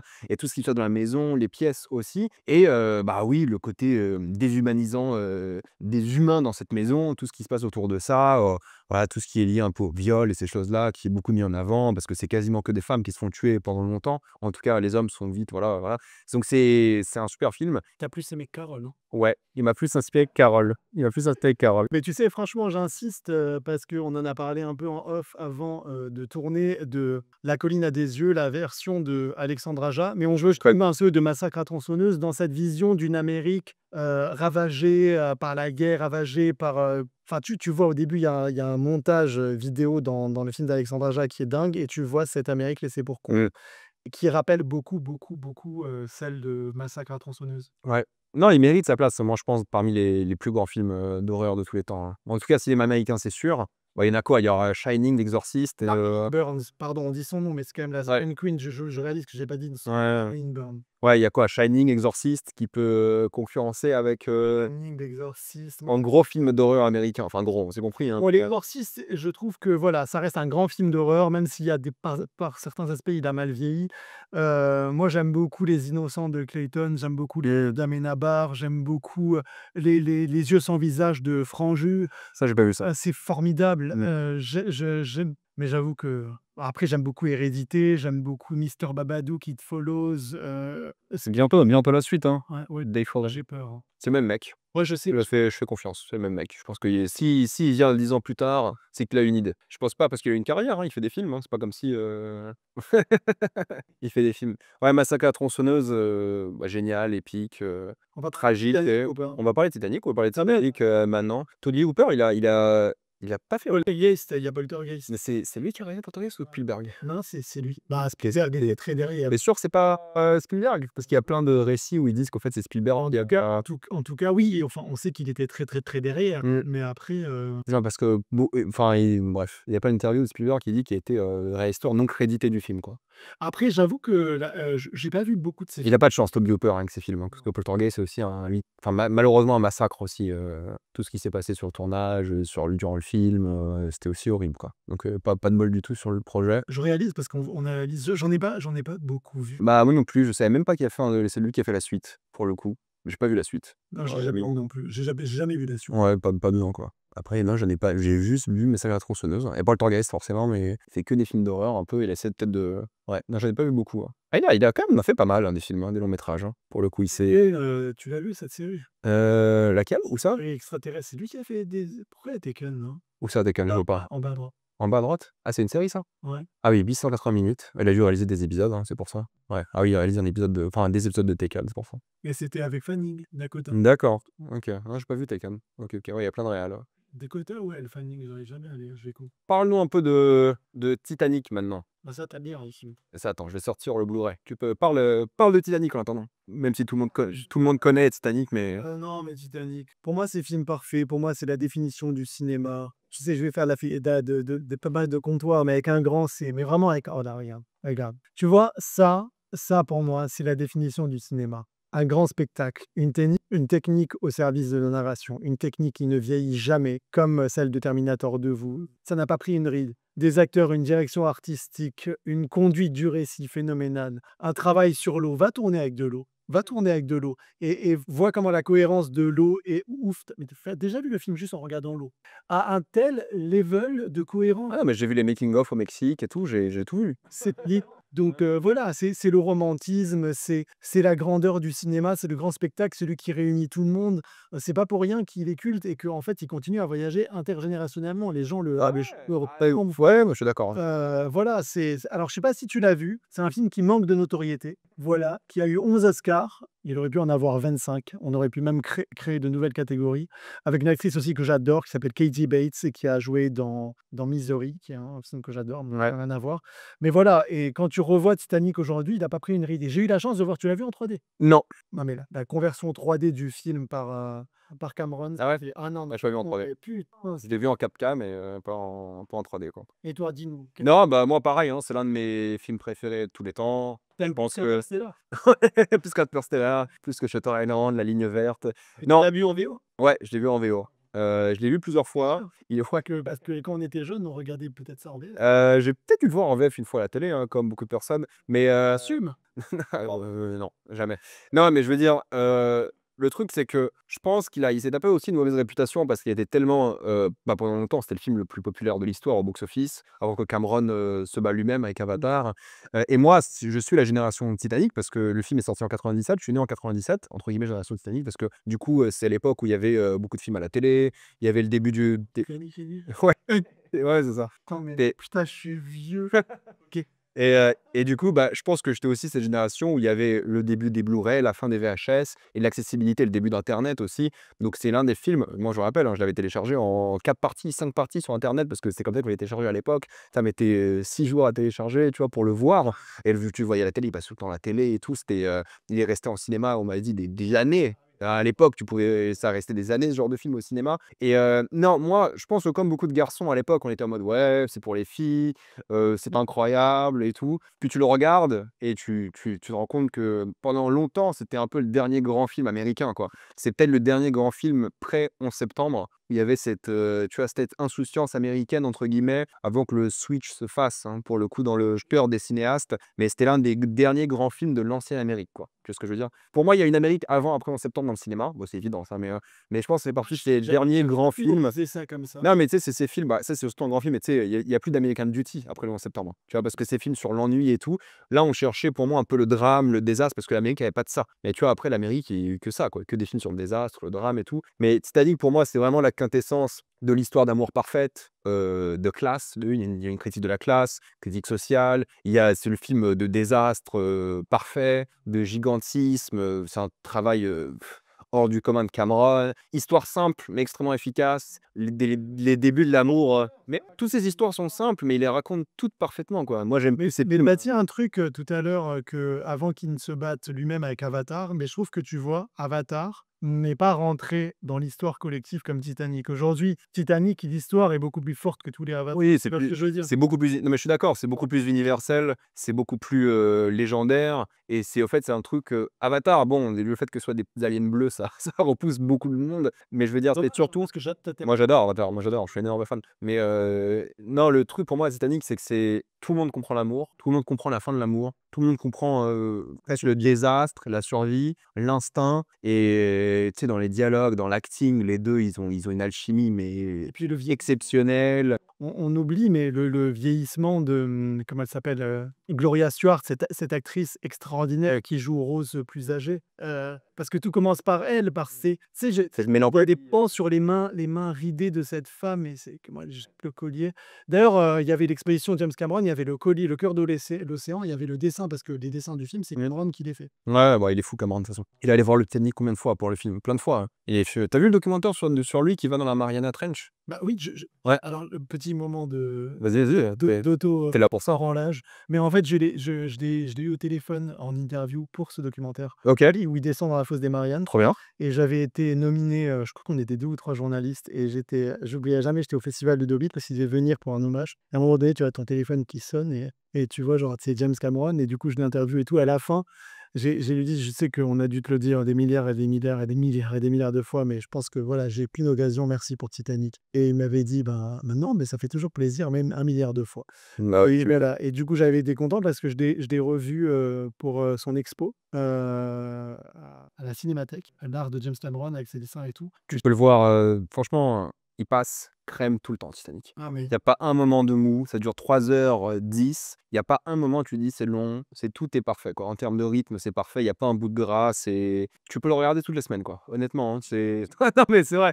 Mais je trouve que Cameron il faut le défendre. non, mais Que les gens disent: «Ah Titanic», tu vois? Quand ils le rejettent pour les raisons que tu avais très justement, signalées. Trop girly, trop, romantique et tout, mais putain, c'est un beau symbole aussi de masculinité, le personnage de DiCaprio, il est charmant, il est rigolo, il est un peu, mais oui, il est génial, tu vois? mignon tout plein. Non, On aime mais Titanic ici. Regardez comme ils sont beaux. Jack, Rose, je vole. et tu vu, c'est aussi l'époque, enfin même maintenant ça revient un peu, mais c'est l'époque où il y avait une sorte de féminité chez les protagonistes, masculins. Chose qui a beaucoup disparu post-11 septembre aussi, tu vois? Après c'était tous des petits costauds, forts et tout, mais ça revient, tu vois? Avec des gens comme Timothée Chalamet, avec, tu sais des Josh O'Connor, Ah, des gens qui font Joey Lardy. ouais, bah, ouais, lui c'est un peu ouais, ça il représente comme une sorte de virilité je trouve, bah, ça dépend un peu, tu vois? Mais Des rôles, hein. bah, il est quand même grand, musclé, mine de rien, ouais, je suis d'accord, ça dépend des rôles, mais surtout il y a ce on revient vers des formes de masculinité plus féminines. Et ça, c'est marrant parce que c'est un entre guillemets «féminine», on s'est compris, hein, mais c'est un truc qui a toujours existé, tu vois? Je regardais Laurence d'Arabie de nouveau là pour, mon voyage et Laurence, il est hyper efféminé. Enfin hyper, j'exagère, mais il est, tu sais, il est un peu, trilou. Chose qu'on voit plus du tout ça. Hein, mais si tu regardes aujourd'hui Laurence d'Arabie, tu as les parallèles, presque romantiques entre lui et Omar Sharif, ils sont fous. Ils se regardent, hein, il y a une scène où il pleure parce que tu vois, il y a plein de Twitter autour les, Omar Sharif, les 2. Et tu vois, tu verras, moi je l'ai revu, je l'avais vu quand j'avais 17-18 ans, j'avais adoré. Là, je l'ai revu il y a 2 mois. Il y a une vraie féminité qui se dégage de lui. Je regardais une interview au sujet de Ben Hur. Il disait que je crois que c'est Ben Hur, hein, il faut me corriger, mais il disait que le scénariste de Ben Hur, dans sa tête, il a écrit les personnages, masculins, gays. Enfin, pas gay, mais juste, en mode, il voulait cette féminité en eux et cet amour qui était impossible à l'époque forcément pour ce genre de film et c'était mal vu. Mais il voulait dégager ce truc entre guillemets pour lui plus féminin, plus intime, plus romantique et ça c'est un truc qui a beaucoup disparu à Hollywood et qui revient un petit peu aujourd'hui et je trouve ça intéressant parce que, on le voit, moi l'exemple parfait c'est, tu vois, Pedro Pascal, il représente une sorte de masculinité plus positive, douce, c'est pas le mec hyper musclé, c'est tout ça. Ouais, Tu qui vois, roule pas des mécaniques. ouais, tu vois, il y a plus, tu vois, le nouveau Superman aussi, tu vois, on le voit jamais torse nu, on joue sur sa compassion, ces trucs et tout. Donc tu vois, il y a un truc qui dégage, qu'il y a beaucoup dans les films de Cameron. Il cherche toujours un peu cette, et j'avais vu une interview de lui et Denis Villeneuve. Il disait sur Timothée Chalamet, ce qui est génial, c'est que c'est un homme qui a une féminité qui se dégage beaucoup et c'est ça qui fait lui un vrai homme, entre guillemets. Tu vois ce qu'il disait ça dans l'interview? Et je trouve ça vraiment, vraiment bien. Ouais, il a pas dit vrai homme comme ça, mais on s'est compris. Et quand tu sais que Frank Herbert est inspiré de l'histoire de Laurence d'Arabie, en même temps, tu revois le film, c'est assez, fou par rapport à ça. Et il y a beaucoup d'œuvres comme ça qui ont un peu perdu cette, dose de protagoniste, voilà, pas forcément féminin, mais à la légère, qui fait plaisir de revoir un petit peu, tu vois? Qui est plus en lien avec ses propres sentiments, ces trucs, tu vois? Le monde américain du guerrier disparaît un peu, je trouve, tu vois? Et ça, je trouve que c'est pas mal aussi. Dans les romances et tout, C'est marrant parce que mignon. je t'écoute en réfléchissant, en essayant de projeter plein de films pour savoir en fait Non mais ouais, pour moi comment ça a évolué. Pour moi, l'exemple parfait, c'est American Beauty, tu vois? Ils font un film sur l'ennui. Post 11 septembre, il y a plus de films sur l'ennui. Tu vois? Ça a quasiment disparu d'Hollywood. Enfin, on parle de grosses productions, des choses comme ça, tu vois? Et on est dans une ère, de haine, de vengeance, de patriotisme et le cinéma a aussi disparu un peu par rapport à ça. Et justement, Cameron, quand il fait Avatar, c'est ça, c'est la critique de l'interventionnisme américain, c'est de la colonisation, parce que lui, tu vois qu'il est clairement opposé à ça. De toute façon, il habite en Nouvelle-Zélande depuis des années, hein, parce qu'en plus, Weta Digital, c'est là-bas, mais il habite là-bas depuis longtemps. Mais voilà, tu vois, c'est un Américain, mais enfin Américain, Canadien, bon, je pense qu'il a une double nationalité, peu importe, mais tu vois, il a fait sa carrière.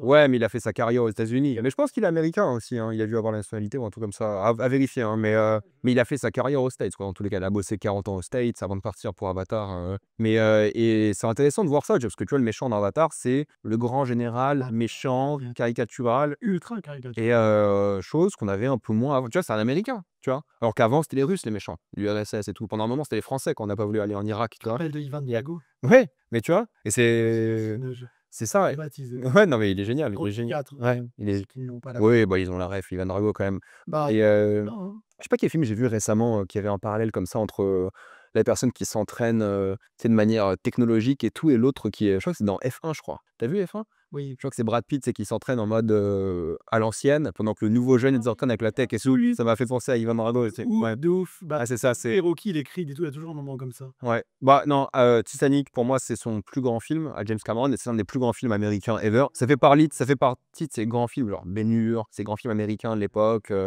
Cléopâtre, tu vois? Il y en a pas beaucoup des grands films épiques, je trouve, américains. Regarde Terminator 2, quoi. Ah ouais, la filmographie de fou, hein. Abyss, c'est génial. Moi, c'est celui que j'aime le moins. Non, True Lies, c'est celui que j'aime le moins. Bah, même True Lies, Il est bien, il est très bien. d'un film français qui s'appelle La Totale. Ouais, la totale. C'est drôle. Ouais, ouais et Imagine quand ils les ont appelés pour leur dire: «On va faire un remake de La Totale ouais. avec Schwarzenegger et». Bah, ça a propulsé, hein, il y a le film, à l'international et les gens qui l'ont fait à l'international, hein, pour le coup, j'en ai beaucoup parlé, hein, je t'en parlerai en off si tu veux. Mais ouais, Abyss, moi, celui que j'aime le moins, enfin True Lies, ensuite Abyss, mais ouais, je crois que j'ai quand même mis 4 étoiles ou un truc comme ça, genre, c'est quand même très, très bien, quoi, c'est top, tu vois? Tu as plus aimé que Cameron. Ouais, je suis plus aimé que Carole, voilà. Mais voilà, moi j'aime beaucoup parce que Cameron, en fait, ce que j'aime beaucoup chez lui, c'est que tu as l'impression que c'est avant d'être un storyteller, on dirait un ingénieur, un scientifique et ensuite, il raconte des histoires. Alors que tout est lié, évidemment, et c'est ça qui est fort chez lui. Et oui, il est classique, tu vois, dans tout ce qu'il raconte. C'est des histoires déjà vues et tout. Mais l'efficacité de tous ces films, le propos, la manière dont il met en scène. Enfin, moi, je veux dire, Avatar, je peux le regarder 20 fois, quoi. Avatar 2, pareil, j'ai adoré. Là, je vais voir le ciné-concert Avatar, là, d'ailleurs. Génial. J'ai trop hâte. Et Avatar 3, j'ai trop hâte. Je sais même pas si la bande-annonce, c'est quand elle va sortir, mais Aliens, incroyable. Terminator 1 et 2. J'ai le steelbook de Terminator aussi. Je les ai Je me tous. suis dit, j'essaye de me composer la phrase qu'il m'a répondu en interview. Il m'a dit, quand je l'avais interviewé pour justement le. Parce qu'il faut savoir qu'il a créé une capsule pour descendre dans la fosse des Mariannes. C'est le mec qui est descendu le plus profondément au centre de la Terre, quoi, et il m'a dit, je suis devenu. Dans Une phrase Deep comme Sea Challenger. Deep Sea Deep Sea Challenge, pardon, Challenge. Deep Sea Challenge. Ouais, je suis pas poète dingue, le documentaire. Mais... Il m'a dit quoi? Il m'a dit genre, je suis devenu cinéaste pour explorer des Ouais. océans. Un truc du genre, tu vois, une phrase comme ça. Ouais, mais c'est drôle parce que tu te rappelles du sous-marin avec les riches dedans qui a explosé. C'est quoi? Tu te rappelles? Non, mais c'est pas un film, c'est dans la vraie vie. Dans la vraie vie, tu sais, les riches là qui étaient dans un sous-marin, je sais plus comment il s'appelle le sous-marin là, qui a explosé il y a 2-3 ans. Tu te rappelles de ça? Et tu te rappelles qu'ils ont appelé Cameron en tant que spécialiste des sous-marins. Mais en fait, genre, ils ont appelé Cameron, non, mais en fait, mais Cameron, il est allé là-bas, il peut faire, tu vois. En plus, c'est l'un des. Je sais pas, c'est le premier à l'avoir fait en solo, non? Je sais plus. Non, à vérifier. Ouais, À vérifier. il est l'un des premiers. Hein. J'ai vu, c'est marrant, je viens d'y penser, mais quand j'étais à Cherbourg il y a quelques années, j'ai vu non, oui, aussi, mais j'ai vu son sous-marin là-bas. Ouais, c'est vrai. Il était exposé là-bas. Ça s'appelle Cap Batiscave ou un truc. Je sais plus comment il s'appelait, mais il était exposé là-bas, ce sous-marin, à Cherbourg. Je sais pas si c'était le vrai ou pas, mais il était exposé dans le. Parce que tu sais, enfin, à Cherbourg, il y a plein de musées sur les sous-marins, sur les machines des fonds marins et tout. Moi, j'adore James Cameron. J'ai hâte. Non pas qu'il arrête Avatar, mais qu'il fasse autre chose quand même. Parce que je sais que c'est son bébé, ça le rend hyper content et je le soutiens dans ça. Je suis d'accord. Mais il est en train de. Bah, on le voit, hein, j'en parle souvent pour ceux qui font d'actualité. Tu sais, là, il fait la promo du livre qu'il va adapter, Ouais. Ghosts of Hiroshima. Ouais. C'est du mec qui a survécu les 2 attaques nucléaires au Japon. Il a rencontré le mec d'ailleurs et tout. Et il écrit aussi un autre film adapté d'un bouquin de fantasy avec des loups-garous. Donc ouais, avec l'auteur. Et le livre va aussi sortir. Et du coup, il fait une promo déjà du bouquin qui va sortir là en août, début août. Il fait une promo de l'autre bouquin, il va en faire bientôt. Tellement, le bouquin Ghost of Hiroshima, il y a une bande-annonce pour le livre, musique Hans Zimmer et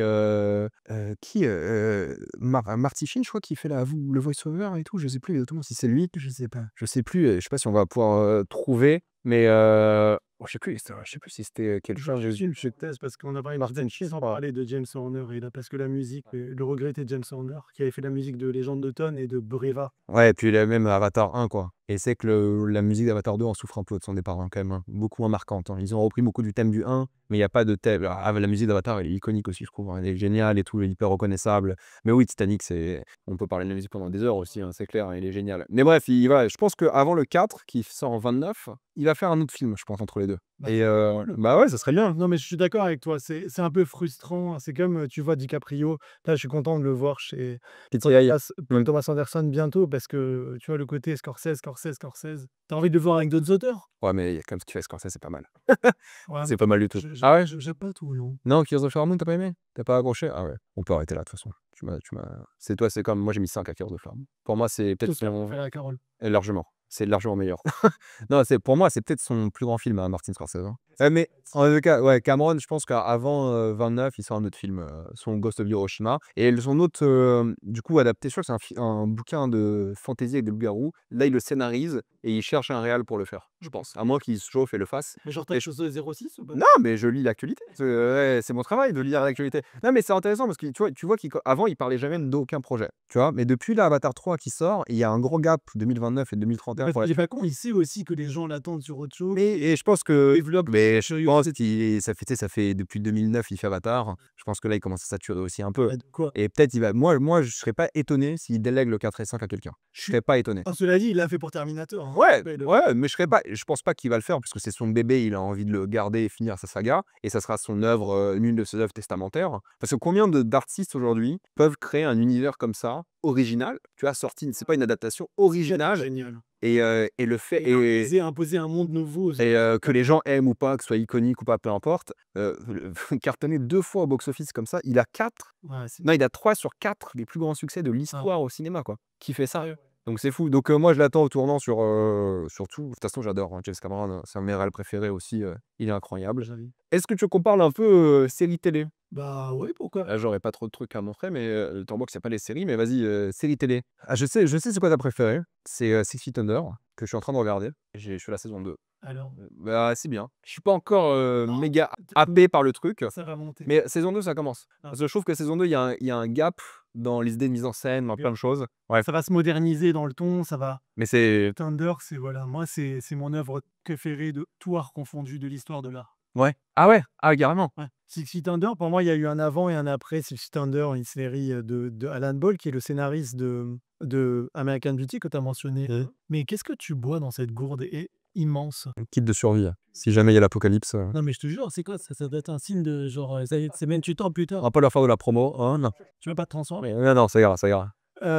Six Feet Under, donc créé par Alan Ball, le scénariste de American Beauty, avec une famille de croque-morts. Donc 1er épisode, mort du patriarche et donc les enfants se réunissent et doivent reprendre l'entreprise familiale. Donc les 2 frères Peter Krause et Michael C. Hall, la sœur Lauren Ambrosi, la mère Frances Conroy et cette actrice extraordinaire qui s'appelle Rachel Griffiths et que vous avez vu et qui joue Brenda Chenowitz et que vous aviez vu à l'époque dans un film que j'adore australien avec, Toni Collette qui s'appelle Muriel.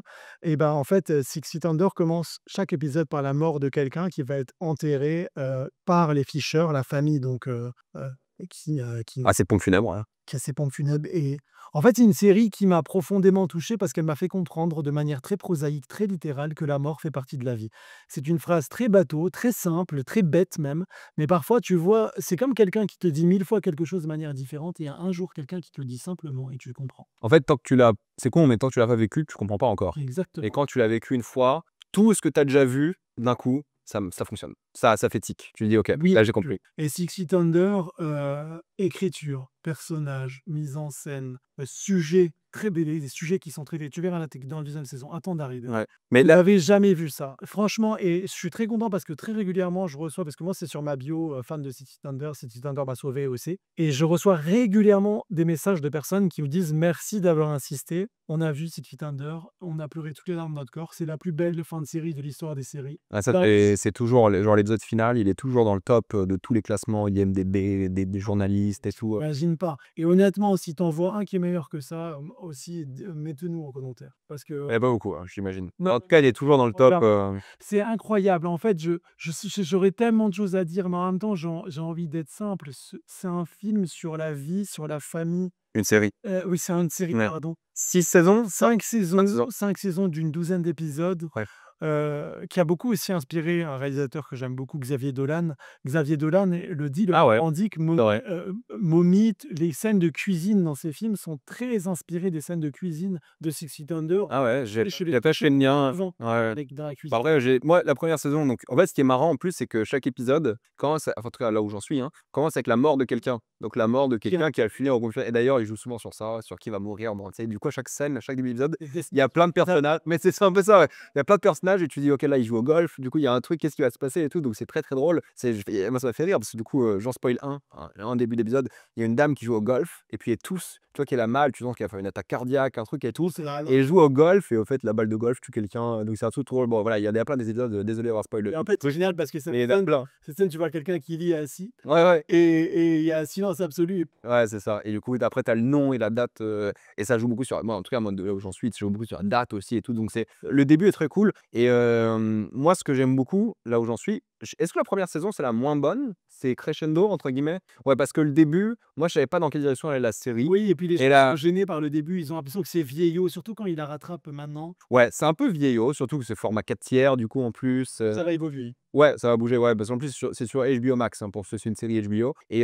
donc ça va évoluer, c'est sûr. Mais même en termes de mise en scène, déjà, j'ai vu la moitié de la saison 2, il y a tellement plus d'idées, c'est tellement plus inventif, ça fait tellement plus de trucs et tout et la saison 1 est bien. Là où tu vois des séries comme The Wire, saison 1, c'est compliqué. Pour beaucoup de personnes aujourd'hui, c'est hyper compliqué parce que c'est hyper bureaucratique, il se passe rien, tu vois? Tu es habitué à «il se passe rien» entre guillemets, il se passe beaucoup de choses, mais on s'est compris.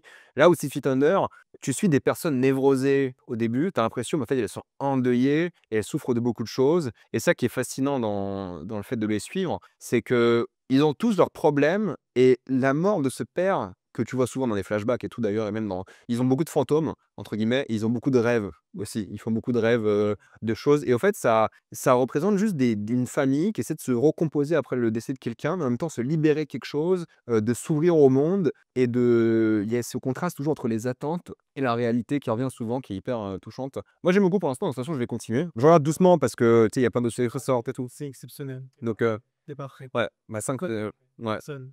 Genre, tu crois même quand tu as fait, ton sport, tu as une hygiène de vie saine, Ouais. tu es pas prêt. Ouais, puis ça ouais, ça parle de ça et tout, puis moi je suis content parce que Michael Steele, j'avais juste vu dans Dexter. Ah, Tu as vu Dexter? bah, bien sûr. Ouais, et la saison, je sais non, Jem, ah tu as arrêté? Ouais. Ah oui, tu as Derby, bien de Trinity. très bien, ouais, la 4 elle est géniale. Et après? Ouais. Tu as vu, New Blood? Non. Non, New Blood, là il y a la nouvelle qui sort là en ce moment, Non, Résurrection, apparemment c'est pas mal. non, non, il mérite mieux Michael Cole, c'est un super acteur, il devrait Bah, il a rien fait, hein. Il a rien fait du tout, hein. Il a fait juste ces 2 trucs, il a fait, le film qui était sympa là, la comédie américaine, Game Night. Il joue le méchant dedans. Ah, c'est vrai! Il était pas mal. Et il joue dans un autre film que j'avais vu, putain, j'avais rencontré Michael Steele? l'acteur, ouais. C'est marrant parce que tu sais, j'ai fait pas mal d'interviews. Game Night, On est Feed Your Darlings. Et quand tu interviews des gens que tu as vus dans les séries télé, c'est très bizarre. Pas fait grand chose, hein. Ouais, il a pas fait grand chose. Cold in July, c'est pour ce film que je l'avais interviewé. Ah C'est OK. vachement bien, c'est une sorte de western OK. avec, effectivement Don Johnson et Sam Shepard. Avec Jimmy Carter, OK. Et ça, c'est vraiment, vraiment très, très, très, très chouette. Ah bah, de toute façon, il revient sur Dexter à chaque fois, hein. Il n'arrive pas à s'en détacher, hein. Je pense qu'il a pas beaucoup de travail aussi, malheureusement. Exactement. Mais après, il fait beaucoup de Broadway, hein, Ouais, oui, après oui, c'est ça. un super acteur, il chante très bien, et voilà. Non, mais après les séries, j'en aime plein, mais pas au niveau de Six Thunder. J'adore The Wire, Les Sopranos, Breaking Bad. Je regarde beaucoup de mini-séries, Dopesick, Years and Years, It's a Sin, Chernobyl. It's a Sin, elle va mieux. It's a Sin? Ouais, Ouais. c'est le créateur de Years and Years aussi, Ah OK. sur les années SIDA à Londres. OK, It's a Sin, OK. It's a Sin, c'est incroyable, Unorthodox, Ben ouais, c'est ça. Unbelievable, dans leur regard, enfin voilà, j'aime beaucoup les mini-séries. Après voilà, évidemment, moi j'ai été ado à une époque où je regardais Angela avec, Claire Danes et Jared Leto qui jouait Jordan Catalano, Tu as regardé Homeland? j'ai vu une saison. Ouais. J'ai Ouais. trouvé ça très bien. Jusqu'à la 3, c'est bien. 24 heures chrono, j'avais sifflé ça, c'était trop chouette à l'époque. Felicity avec Kerry Russell, j'adorais ça, Felicity avec Scott Speedman. Ouais, voilà, enfin, mais j'avoue que ça prend beaucoup de temps de voir des films. Des séries, ouais. Ouais. Ah oui, ah oui. Ça me Oui, prend oui. du temps, donc il faut Ouais. libérer. Ouais, je suis d'accord. Donc tu vois, je vais plus aller vers des mini-séries parce que je sais que ça Ah, va. je suis d'accord, je suis d'accord. Moi, pareil, j'essaie de regarder maintenant depuis juin, je me force à regarder au moins un film par jour, tu vois? Et bah, du coup, il y a plus de temps pour les séries, quoi, grosso modo, hein. Pour faire ça, quand tu bosses et tout, il y a plus le temps de mater des séries et bon, ça fait partie un peu du jeu, quoi et ouais, c'est que les séries longues, moi, mis à part si c'est une série culte où il y a un vrai bon bouche à oreille, aujourd'hui, je regarde j'essaie de regarder moins de séries qui sortent aujourd'hui, sauf si les gens me disent que c'est vraiment bien, quoi, tu vois? Donc ça joue parce que ça prend du temps, c'est hyper chronophage. Regarder une série, quand tu veux être à jour, regarder plein de films, refaire ta culture cinéma, Non, refaire ta culture série, tu vas regarder 5 saisons de Six Feet Under, ça prend du temps, tu vois? mais je vais te dire un truc, moi j'ai fait mon deuil de tout ce que je verrai pas. Oui. Parce qu'en fait, il faut accepter, tu sais pas, souvent je me dis, puisqu'on parle de Six Thunder et qu'on parle de mort, un jour je serai mort. Toi aussi, hein, mais j'espère le plus tard. C'est impossible. Et en fait, je me dis: «Mais putain, il y a des gens qui vont continuer à avoir des films quoi, que moi je pourrais pas voir» et ça me fait chier. Ouais, ouais, bah, je pense J'ai envie de faire un film d'horreur où je hante, tu sais, genre ouais, ouais. mec qui est dans le cinéma, qui hante les gens qui vont encore voir des films pour leur dire: «Bah non, non» et en fait, je me dis: «Mais merde quoi, le merde et pas enfin, tant mieux si le cinéma continue à tourner». Mais c'est une manière de dire: «Décomplexe-toi, si t'as pas tout vu, c'est pas grave en fait». Mmh. Parce qu'on peut pas tout voir et les gens qui te font croire qu'ils ont tout vu, ils n'ont pas tout vu. Personne ne peut tout voir. Ouais et c'est marrant parce que je me suis fait la remarque, il y a pas longtemps en mode, tu sais, il y a des films que tu as hâte de voir et tu sais que tu sais entre guillemets que tu les verras presque quoi qu'il arrive. Statistiquement, tu sais que tu les verras. Mais à partir d'un moment, tu pourrais plus te faire cette remarque en mode: «Ah là, je sais que peut-être, ce film que j'attends dans 2-3 ans, il y a moyen que je le vois pas» et c'est un sentiment qui est bizarre, qui est dur et bah, c'est Cinéma maladivement. parce que là, on en parlait en off tout à l'heure, mais justement la filmographie de Oran Fricke qui, donc j'ai découvert Samsara et Baraka, récemment et c'est un mec qui parle de l'éternel. Il parle de sans parole, oui, il y a pas de parole, il y a que de une musique extraordinaire et que des images, Samsara, c'est 25 pays, je crois, il a fait. Donc c'est entre le documentaire et la narration et bah, c'est incroyable, mais il parle de ça, il parle de la vie éternelle. En sanskrit, c'est le cycle de la vie en fait et du Ouais. coup, le film est comme une boucle. C'est ça. Et puis une fois qui est marquante, je trouve, par rapport à ça. Si vous savez ce que c'est le samsara, vous imaginez déjà comment ça finit, mais c'est, assez, ouais, c'est assez fort et justement justement, il parle de l'éternel, via la religion, via la naissance, via la mort, via le travail, via les animaux beaucoup, via tout ça, quoi. Il y a Et l'industrialisation, ouais, le capital. puis les liens qu'il fait entre les abattoirs et les humains, tu vois? Et c'est en regardant ça, je me suis dit: «Putain, je suis content d'être vegan», tu vois? Ouais. Est-ce qu'il y a d'autres, sujets que tu as envie d'aborder peut-être, d'actualité, de trucs que tu as vus, de recommandations? Un sujet que tu as envie comme ça, d'en parler, quelque chose? Non, écoute, Ce que tu veux, tu as la parole. de quoi est-ce que je peux parler, moi? Tu peux ne pas parler, hein, on peut arrêter là si tu veux, mais si tu as un sujet, récemment, que tu as envie d'évoquer. Je vois là, Eddington, tu as pas aimé. Ah, sur le Là, je vois Letterboxd qui est populaire. non, Eddington, tu as pas aimé. j'ai envie dire un truc, c'est ce que je pense on fait tous quand on crée du contenu lié au cinéma, c'est raccrocher les gens au cinéma et raccrocher les gens au cinéma, c'est les raccrocher à la salle de cinéma et en fait, rendez-vous compte que si jamais enfin, il y a une génération qui est en train de malheureusement mourir, celle qui est beaucoup allée au cinéma. Lorsque toute cette génération va partir, il suffit qu'une génération lâche la rampe et on est foutu. Les salles de cinéma vont fermer. Déjà là, c'est difficile. Donc en fait, j'ai pas envie demain qu'on pleure un monde où il y a plus de cinéma parce qu'on n'y est plus allé. Ouais. Et je trouve que honnêtement, c'est génial. Vous avez des super grands écrans chez vous, vous avez de la technologie, etc. Ce sera jamais pareil. Rien ne vaut de vivre un film au cinéma ensemble en étant seul dans l'obscurité. Et je trouve que c'est très, très Seul et ensemble. Seul et ensemble. Mmh. Ça qui est fort, ouais. Mais bon, Ouais, ouais. on est seul avec soi-même et on est seul avec tout le monde C'est et chacun a sa capsule parce que le noir du cinéma fait qu'en fait on s'efface dans un grand bloc compact de personnes qui sont là comme dans une chapelle, comme dans un lieu de culte, en train de voir une fenêtre qui s'ouvre sur un monde qu'on leur propose et la fenêtre plus elle est grande, mieux c'est. ouais. Et voilà et moi j'en peux plus d'entendre des gens dire: «Ouais, non, je vais pas au cinéma, je vais plus au cinéma», alors qu'ils ont le temps de faire 1000 autres choses. C'est je mets pas le couteau sous la gorge aux gens pour qu'ils aillent au cinéma, mais allez-y au moins, je vais une fois par mois. Voilà, déjà ça peut être très, très bien. Allez au cinéma parce qu'après quand il y aura plus de cinéma, vous allez pleurer et ça sera, je vais pas dire de votre faute, non, faut pas culpabiliser les gens, mais soutenons les salles de cinéma. C'est sans culture, sans les lieux de culture, c'est eux qui nous permettent de nous évader dans des périodes qui sont de plus en plus sombres. C'est elles qui ti c'était ces salles de spectacle qui tissent aussi du lien social, qui font le tissu social comme à l'époque les vidéoclubs et tout.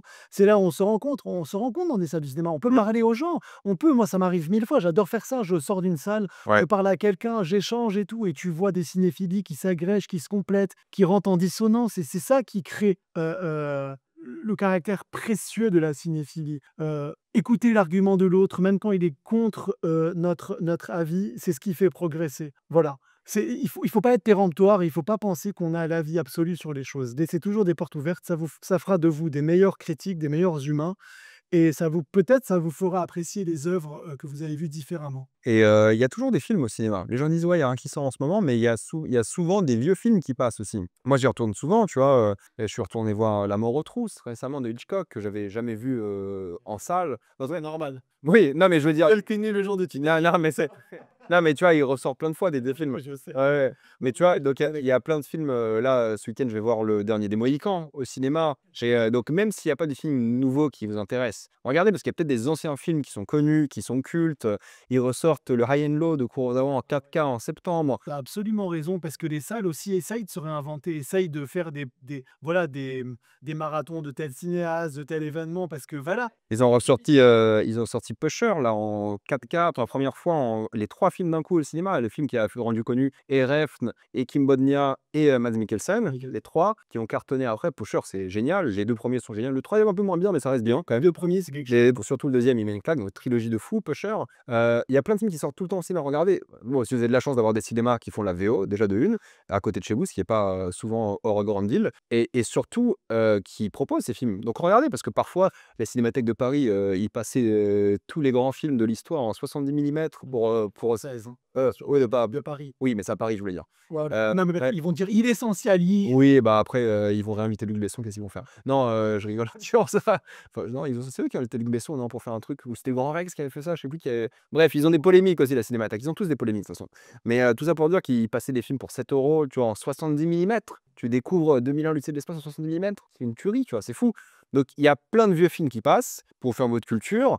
J'ai vu qu'il y avait Darkwater qui passait récemment à Lille, tu vois? Il y a Avec, plein Hideo Nakata. Ou le film de Le 2000, celui de 2000. ah, oui. Pas Dark Waters, celui des années 2000, le film japonais. Ah oui, Ouais, c'est ça, ouais, c'est ça. c'est une merveille. Ouais, c'est ça. Il y a Je me rappelle plus du nom avec Jennifer Connelly que je vous conseille pas parce qu'on parle pas du Dark Waters avec Darkwater avec Jennifer Connelly, mais du Darkwater de Hideo Ouais, Nakata. je savais plus le nom du réal, mais oui, c'est Ça, celui-ci. c'est lui qui a fait Ring. Oui, ça j'ai vu. Bah, j'ai vu les 2 de toute façon, mais j'avais pas vu, je vois plus du nom du réal. Mais voilà, il y a plein de films qui sortent, tout le temps, des vieux films, des classiques et des Hitchcock qui passent constamment. Il y a même allez voir Interstellar s'il faut. Allez le voir en salle au moins une fois. Ouais, bah, au moins une fois en salle pour que les gens après me disent: «Mais en fait, je suis allé le voir, c'était trop bien». Je fais: «Bah, ouais, c'est pas mal, c'est pas mal». Non, mais voilà, donc il y a plein de vieux films aussi qui sortent tout le temps. Bon, vous pouvez aller au cinéma puis voir des vieux films, hein, en réalité, hein. Pas besoin de en fonction de vos salles, hein. Je suis bien conscient que pas toutes les salles auront accès. Je suis conscient que c'est surtout de grandes villes. Mais peut-être s'il y a votre cinéma de quartier qui fait, une vieille séance d'un vieux film, il passe Le Guépard bientôt, j'ai vu à Lille. Il passe Il était une fois dans l'Ouest, qui passe souvent d'ailleurs, tu vois? Ce genre de film et La La Land, il le passe tous les mois, j'ai l'impression. Il passe souvent des vieux films, allez les voir et c'est trop bien. Voilà. Exactement. Allez au cinéma. Merci, hein. C'est ton mot de conclusion? Bah oui, aller au cinéma. Voilà. Cinéma, c'est la vie. Tu vu, je reprends le Voilà. titre de mon livre. Parfait. Le mec qui vend son livre. Ton livre en précommande, lien dans la description. Partout, vas-y, clique. Voilà. Non, mais merci beaucoup pour l'invite. Bah, avec plaisir. Très cool. On arrête là? Plus d'autres sujets? Bon, Ouais, vraiment, OK, ça va 1 heure et demie, on est bon. OK, bah, merci à toi d'être venu, un grand merci. On va faire encore plein d'autres contenus pour les autres réseaux, Instagram, TikTok. Il y aura une VOD d'un live aussi, j'imagine, sur avec chaîne secondaire, vous pourrez aller voir ça ou sur Twitch. des chaînes secondaires. Ouais, pour les VOD de bref. Ouais, Merci à toi pour l'invite. Allez le suivre sur tous ses réseaux. Allez acheter, précommander son livre qui sort le 5 novembre. Tout sera dans la description quand tu épinglé et bah, je te laisse dire au revoir aussi. Merci beaucoup de nous avoir écoutés et je vous fais de gros bisous et n'oubliez jamais, quand ça va mal, il y a toujours le cinéma. Au revoir, à plus.